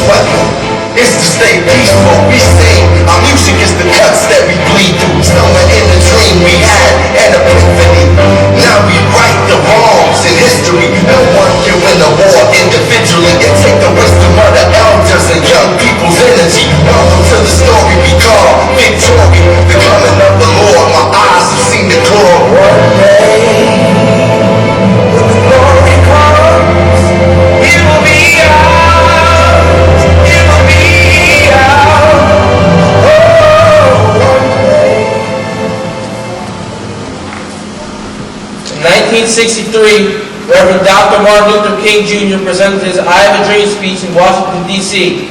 Dr. King gave his reflections on the state of America by challenging every person to recognize all human beings as equal citizens. He gives us sobering assessment of social injustice and offers a radiant vision of hope. 50 years later, his speech still moves people to tears. Although we have made progress, we still have work to ensure equality for justice for all. I am happy to join with you today in what will go down in history as the greatest demonstration of freedom in the history of our nation. We have made progress, because back then, African Americans went through a lot that some people do not understand. African Americans still struggle to this very day. We did make progress, a lot of progress. Way back then, we used to be treated like we weren't even humans, but now we get the respect we deserve. I hope that no one will be judged by the color. I hope that no one will be treated by the color of their skin, but by the character of who they are. We have also come to this hallowed spot to remind America of the fierce urgency of now. Although the problems faced by minorities today do not require as urgent action as in the past, we cannot yet sit back and relax. We must come together as one and stand up for us. If we do not stand up for ourselves, no one else will. But there is something that I must say to my people who stand on the warm threshold which leads into the palace of justice. In the process of gaining our rightful place, we must not be guilty of wrongful deeds. Let us not seek to satisfy our thirst for freedom by drinking of the cup of bitterness and hatred. We've made progress, but African American males are still feared in today's society. We've not obtained the identity that we want. Although Dr. King dreamed of us being free of the shackles of discrimination, the population of African males in our jails is still too high. We must avoid wrongful deeds. We cannot commit crimes and we can't put ourselves in these situations that can stain our identity. We as a black community must take responsibility for our actions and we cannot stain our identity. We must forever conduct our struggle on the high plane of dignity and discipline. We must not allow our creative protests to degenerate into physical violence. Again and again, we must rise to the majestic heights of meeting our physical force with soul force. We have made progress, but countless brothers and sisters, young and old, are still battling the victims of police brutality. Nonetheless, we fail to not let our rage take over.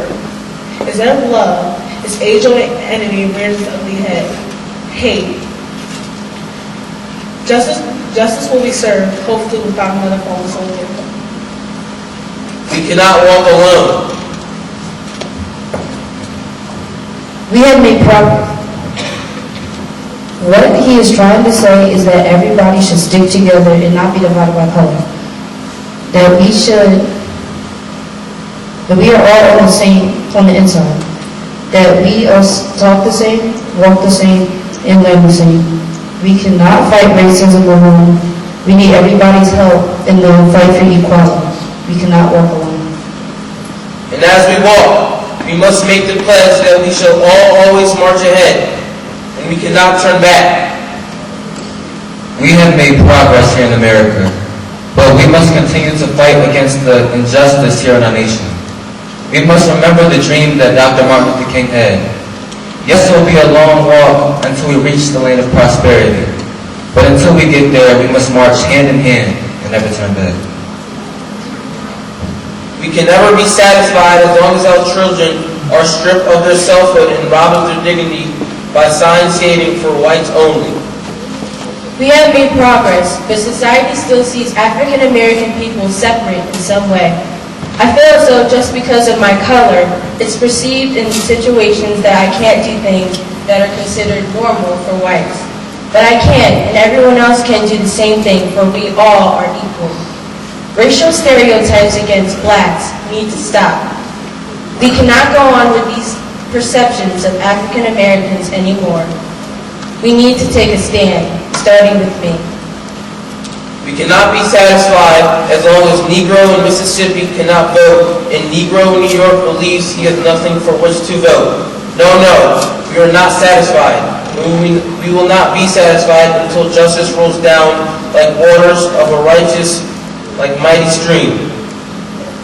We have made progress, but we still miss a key role in society. Some people feel as their voice isn't heard. So they feel no need to vote. They feel it is important to us who our leader is. Our leaders have good intentions for us, and I believe not all leaders have that. If we don't vote, we don't matter. I am not unmindful that some of you have come here from great trials and tribulations. Some of you have come from out of fresh narrow jail cells, and some of you come from areas where your quest for freedom left you battered by the storms of persecution and staggered by the winds of police brutality. You have been veterans of the creative suffering. Continue to work with faith, and unearned suffering is redemptive. Go back to Mississippi. Go back to Alabama. Go back to South Carolina. Go back to Georgia. Go back to Louisiana. Go back to the slums and ghettos of our northern cities, knowing that somehow this situation can and will be changed. We have made progress because there is more freedom and we are treated with respect. We are able to do and strive and be what we want to be in life, and not have someone else tell us what we have to be. I will be truly successful in my life because of what Dr. Martin Luther King has done. However, justice has yet to roll down like the waters in righteousness as like a mighty stream. There are still problems that need to be fixed and changed. People are wrongfully jailed and taken from their families for years. That is wrong and unacceptable. I believe that soon or someday this will be fixed and life will be fair. No one will be treated differently. Everyone will be equal. Let us not wallow in the valley of despair. I say to you today, my friends, and so even though we face difficulties of today and tomorrow, I still have a dream. It is a dream deeply rooted in the American dream. We should not stay sad about our past, but we should embrace the present.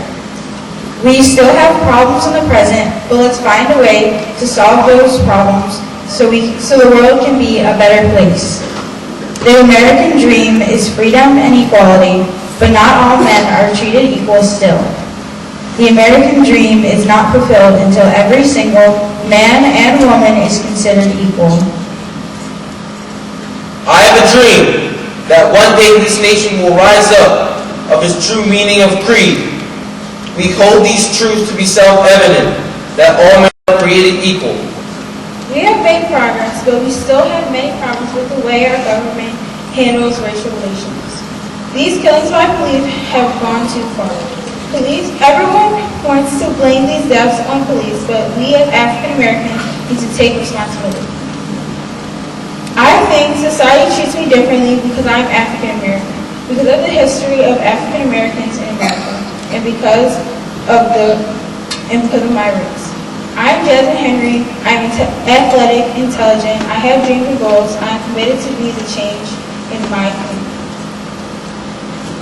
I have a dream that one day my 4 little children will one day live in a nation where they're not judged by the color of their skin, but by the content of their character. We have made progress, but we still experience racism. For instance, I experience when one race believes that they are more superior than the other.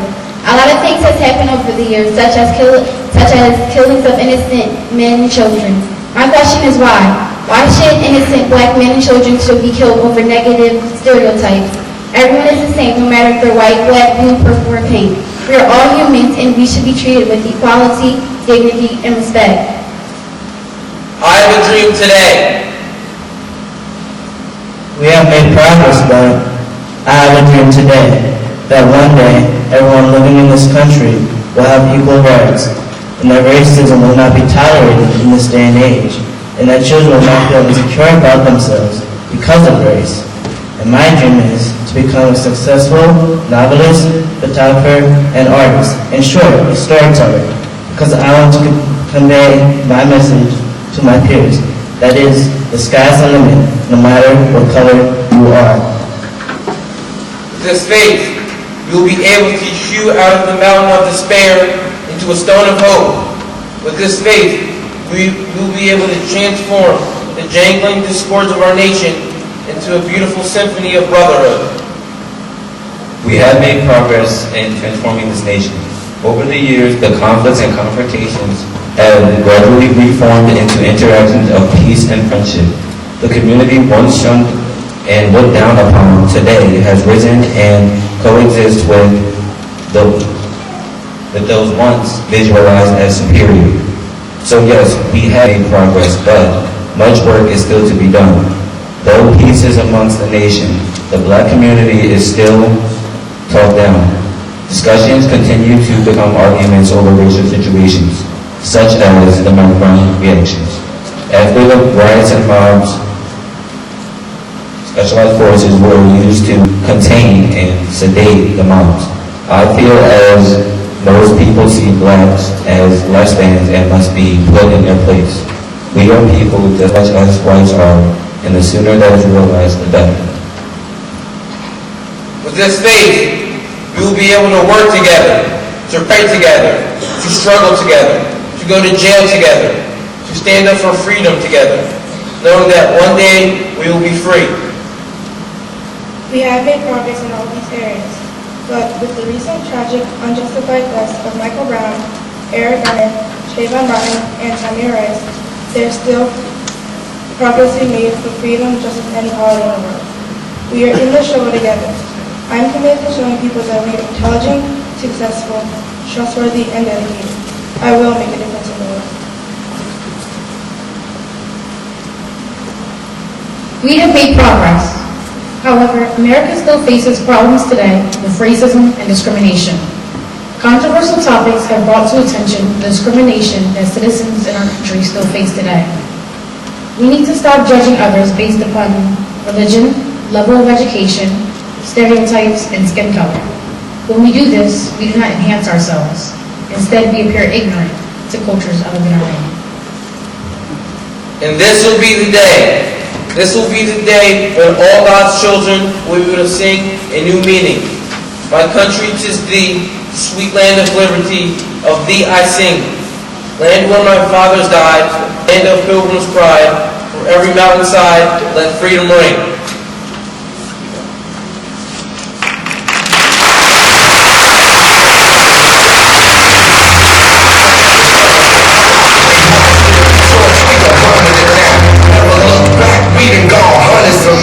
From Don Rose, hero, to become a hero, facing the weak injustice, his power of the people.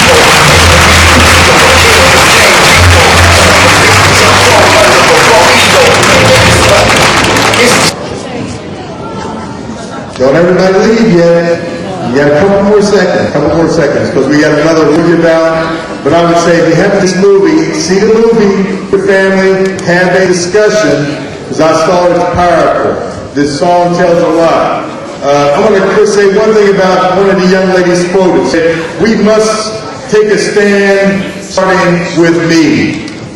Let me say it again. Must take a stand with me. That's what she said. I am all of the young people here to join the NAACP Youth Group. Tonight, we have the NAACP meeting. To discuss further, Dr. King, as well as what's going on in this community at 7 p.m. First Baptist Church of Preston. You should know where it is. And so I will end with the break that we got at the Student Leaders Conference that I just brought 8 students from over the weekend. And it says, who here will be next to change the world? Mr. Luke. Special acknowledgement to Reverend Pastor Jerome Coleman. He's sitting here patiently waiting for one congregants to receive an award. At this time, we're going to close the program by asking Rabbi Kevin Kleinman to come forward for our closing benediction. But prior to that, I want to acknowledge 2 energetic young ladies in Abington Township, Ms. Louise Twyman and Ms. Nancy O'Brien. If both of you will come forward, please. These 2 young ladies, in their own way, are responsible for initiating and bringing about change to their respective neighborhood with new playground equipment, advocated also a walking trail by Mrs. Louise Twyman, and a new top lamp in Evergreen Manor, advocated by Mrs. Nancy O'Brien. So at this time, and our state representative, Madeline Dean, would also like to make a presentation at this time. So I'll turn it over to the state rep, Ms. Madeline Dean. Thank you. It's been a wonderful program. I know that we all have enjoyed the variety of talent that we've had the chance to share today. And so it's very fitting that in the end we're honoring two special women who are committed to continuously building the community, in particularly a community for children. Their children, our children, they are all our children. So I offer this legislative acknowledgement to Ms. Louise Twyman for excellence in community service. Your years of service to Abington Township community, and it's truly been, you truly exemplify the best qualities of human experience, and your spirit of giving and dedication has greatly impacted the lives of others. I thank you for your exemplary record of service and contributions to Abington Township. Congratulations on your important work.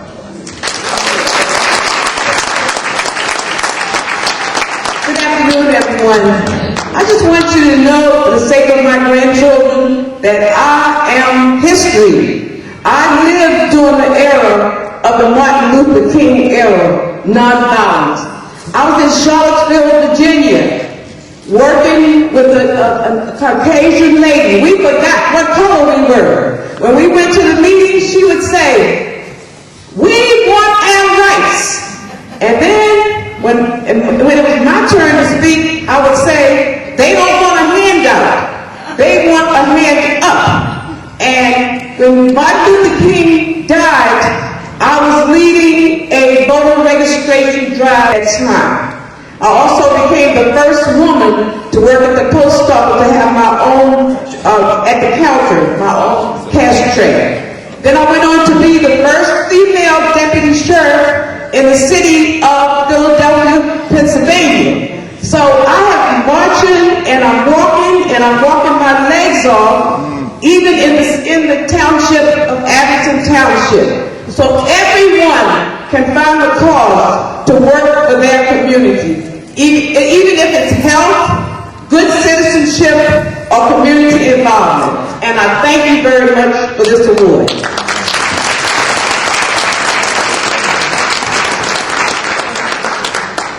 Fantastic. Thank you for your words.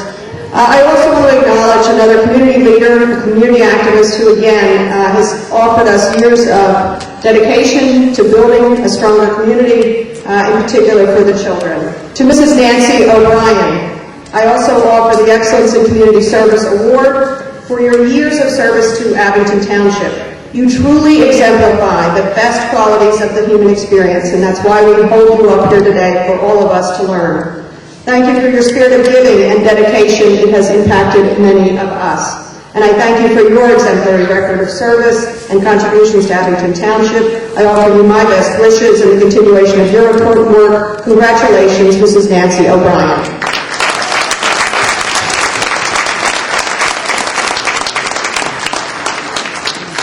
Mrs. O'Brien just said thank you. So Rabbi, if you would please come forward, I'll just hand these plaques to Mrs. Twyman from the township and Mrs. O'Brien.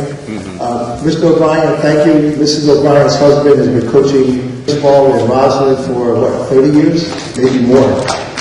Almost 40 years. So Mr. O'Brien, thank you. Rabbi?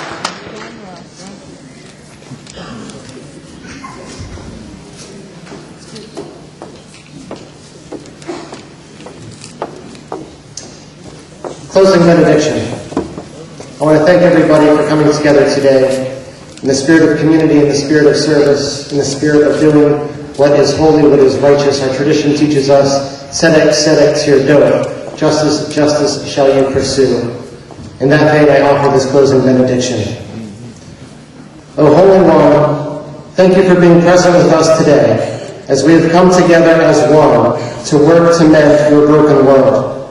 Continue to settle on us and shelter us and enable our hands and hearts to respond to your call to love, to be compassionate, and to seek justice for all.